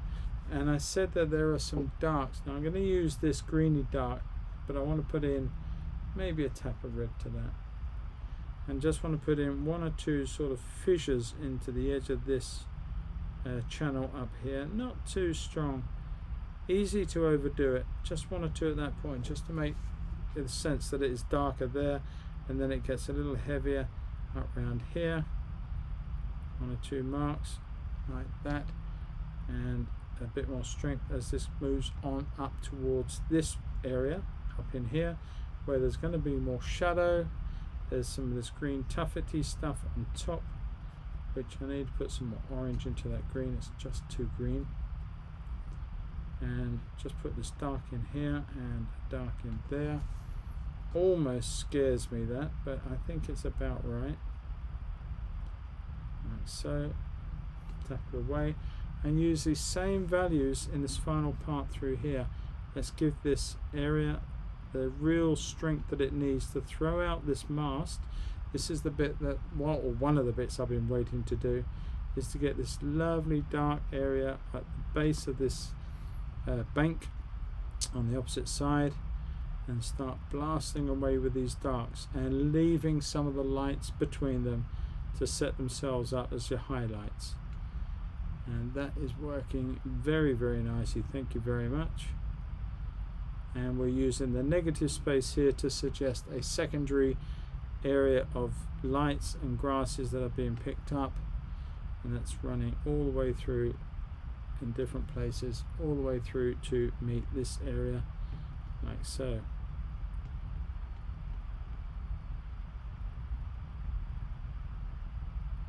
I quite like the way that's gone.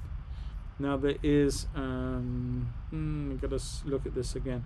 There's this dark in here, and we are nearly towards the end now.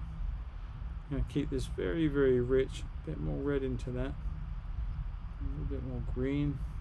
A bit of indigo actually probably wouldn't hurt, because that's got very little light coming out of it in a sense. So let's just bring that in there, just paint in some negative space, bring that all the way through here and down. And this is forming that other little tributary that's running away, and I'm holding my breath because I don't want to spoil this at this point, obviously. Just taking that up and let that bleed away,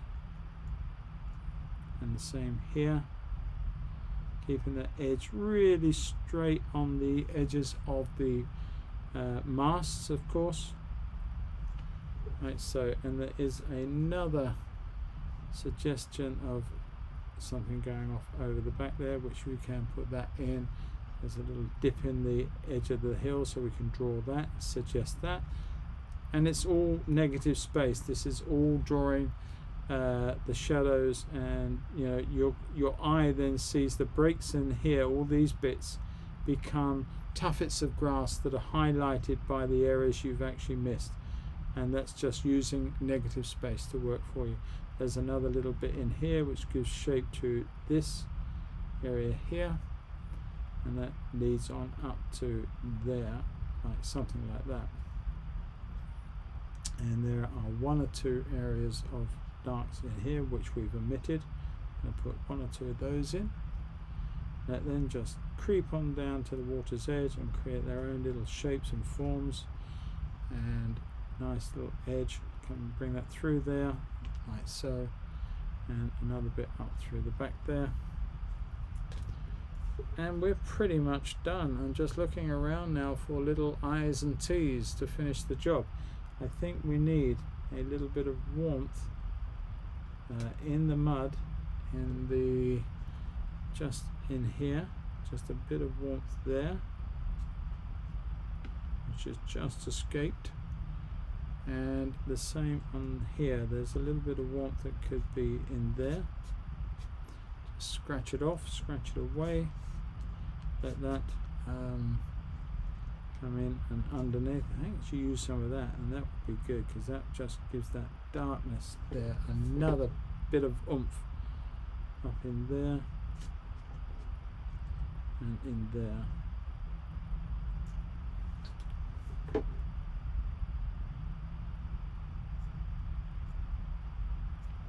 Okay. Where are we? I think we've got to put a bit of a blue shadow, maybe a little bit of phthalo blue, and a bit more water than that, and a bit of cobalt, just to bring that down that part of the mast there which has been omitted. Okay, that works. Where are we on the comments?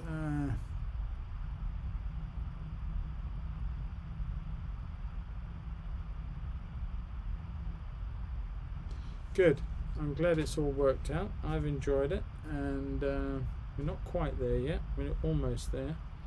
Just going to put in one or two areas here where we've got to suggest the reflection of this mast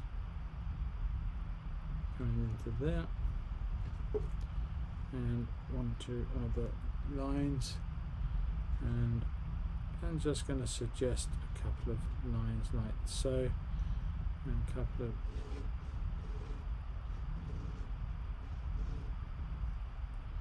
I'm no sailor, but hopefully that is convincing enough. And I could use the rigger now in the final little analysis of it all. Where are we? Where's my favourite? No, it's not it. Where are we?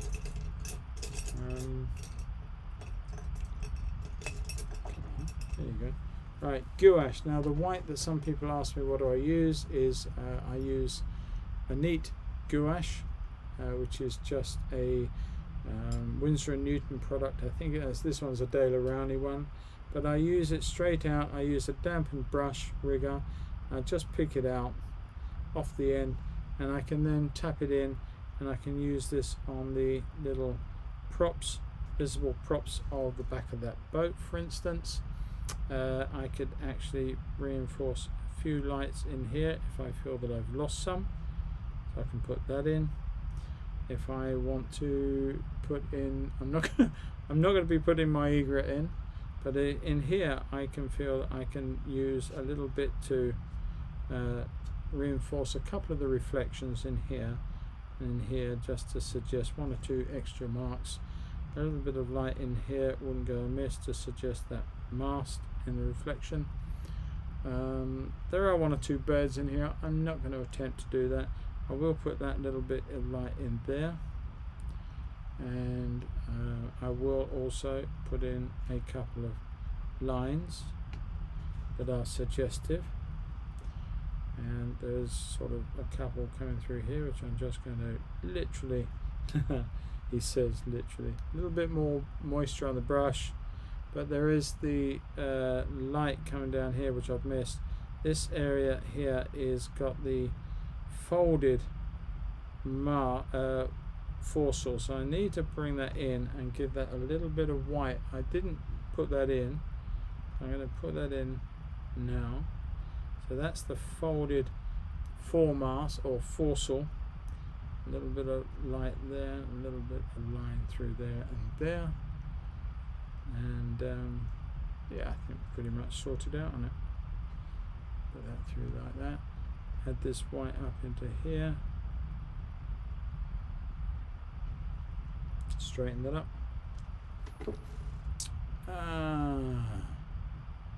No, we're not going to save the egret. I'm sorry.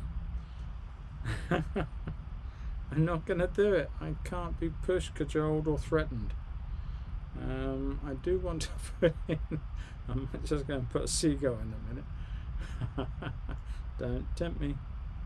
Just putting a couple of little highlights onto there. And I think that little boy is gone a little bit drab, so I'm going to actually come back and see if I can't rescue that very, very quickly before we finish off. And we'll come in there with some of that. Just see if this will allow me to just give it a bit of fresh lease of life.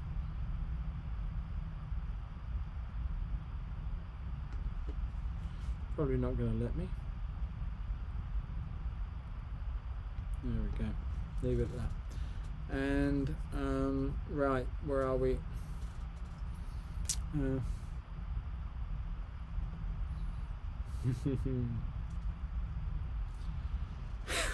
There's a lot of jokes going on, Jeff.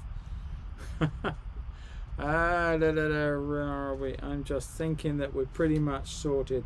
I am just going to put my signature here, and then have a quick look and see if there's anything else that I feel this needs before we wrap up. And there's always something you can do. There's always something you can think of changing and adding to a picture. But I think for the demonstration purposes, this has done the job I intended it to do for you this evening. It's shown you several effects from dry brush and layering, blending and letting stuff bleed into each other, contrast and complementary color. So there's been a lot happening in here tonight that hopefully you will have got something from moving forward. There's always something that extra that one can do in any painting, as I said. Like for instance, I'm going to put a little line that's coming down the side there. There's one across the back there which I haven't put in, and these little bits of information can be quite important. And in here, which I didn't do, and I'm just going to put that in. There's a little dark area under there. Set that up, and it's a little bit bluer. Let's take some of the dark out there. Okay, and you know, as I say, there's so much you can do moving forward, but I just really enjoy doing this sort of thing, and I know many of you get a lot from it. How many did we end up with, Ben, by the way? You're the people keeper. It won't be long before we can undo the padlock and let them all out. But anyway, sorry, I digress. I've had a lovely evening with you guys tonight. There's been a few laughs, and it's been a little bit of a giggle. That's great. I enjoy that, and that's really part of all of this. It's not just me rabbiting on about the painting and doing the painting. It's about all of us having, all of those who are watching, about having a bit of fun, laugh, enjoy, and just enjoy the process of this. But yeah, it's not so bad. Everything can be done better, but I quite enjoy what we've got. Okay, well I upset a couple then because I thought we had 21, but never mind. To those who went early, I hope you enjoyed what you saw. Yeah, so anyway, enough of all this. I am going to finish up now. I don't think there's anything else I can really do to this. And I will ask each and every one of you that if you're not a patron, you might consider becoming a patron if you are interested in either learning to paint or supporting my channel. That's always a great thing. Indeed, if you like these streams, there is 2 a week, or there are 2 a week, sorry, and you know, you can join me on a Friday for a watercolor, and you can also join me on a Monday evening at the same time, 7 p.m, when I will do an oil or a charcoal or something else. So there is a lot to be had, a lot to be done, and yeah, great. All right, everyone. So any questions, pump them in now. Let's have a few and see if I can get those answers, and then we'll switch everything off, and I will go and have probably a glass, little shot of scotch tonight. I might enjoy a little scotch, a little one, just for the road, and to drink all to your good health, all and each and every one of you. Are all my friends or all my new friends from America still watching, or have you got fed up and doing other things? Is Virginia still watching? Cheers, James. Thank you very much, and that's great. Ben, yeah, get and buy them, Ben, because they are the cheapest you'll ever get them. They're normally about 3 times that much in the gallery or more, so it's a great bargain if you like them. But yeah, thanks everybody for putting up with me again, and I've enjoyed this. I've enjoyed painting this for you guys, and I shall look forward to joining each and every one of you, and hopefully more people will jump in and join us in the future, and allow this little group of people, audience, to grow and expand. And yeah, tell your friends, tell those that might be interested, if they're learning to paint, that they can get involved and have a look and watch and see what goes on. Cheers, Jim. Always a pleasure, mate. Always a pleasure, and thanks for joining us. James as well, James Denton, thank you very much. Robert, thank you so much. I appreciate your coming along and watching, and hopefully see each and every one of you again, and as soon as Monday evening if you are free. And I haven't a clue what I'm going to be doing Monday evening. Not a clue. I do not know. Might be an oil, might be something else. We shall see. Bye, Jeff. Thanks very much. Yeah. So anyway, right, I think we've been going on a long time. Yes, don't forget, patrons, all my patrons, Sunday evening, 7 p.m, the live stream for you guys. It's a special one. Again, I don't know what I'm painting. But if you've got any thoughts, whether you want a watercolor, whether you want a charcoal, whether you want an oil, put it in the comments on our Patreon community. You know how to get a hold of me. Use that as a conduit, and let me know what you would like, material wise, certainly, for me to do on Sunday night at 7. And if you're not there, you'll have to fill out a form in triplicate as to tell me why you weren't there. Anyway, all right, guys, I'm rambling, and you've got better things to do than listen to me ramble. So I shall say a great good night and good day if you're in America. Good afternoon, and enjoy the rest of your day. We'll enjoy the rest of our evening, and above all, if you're a painter, have great fun painting, do lots of work, and post it up in different places so we can see it. And above all, each and every one of you, stay safe, stay distant, stay safe, stay healthy, and I'll catch you all very, very soon. And John, thanks ever so much, mate. Appreciate that. Thanks, Ben. Appreciate your help in telling me the numbers, as well as watching and support. All of you for your support. It's great. I appreciate it. Cheerio, Wendy. Take care. Thanks for watching. And yeah, I'm going to stop rambling on because I can keep going like this all night. Right, okay, I'm going to spend 2 more minutes and for everyone to say goodbye, and then I'm just going to switch it all off. So 2 more minutes and I pull the plug. While I'm doing that, I'm going to look for the lid. Where did the lid go? There's the lid.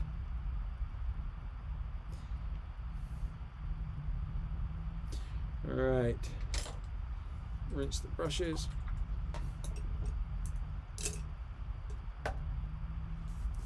Bye everyone.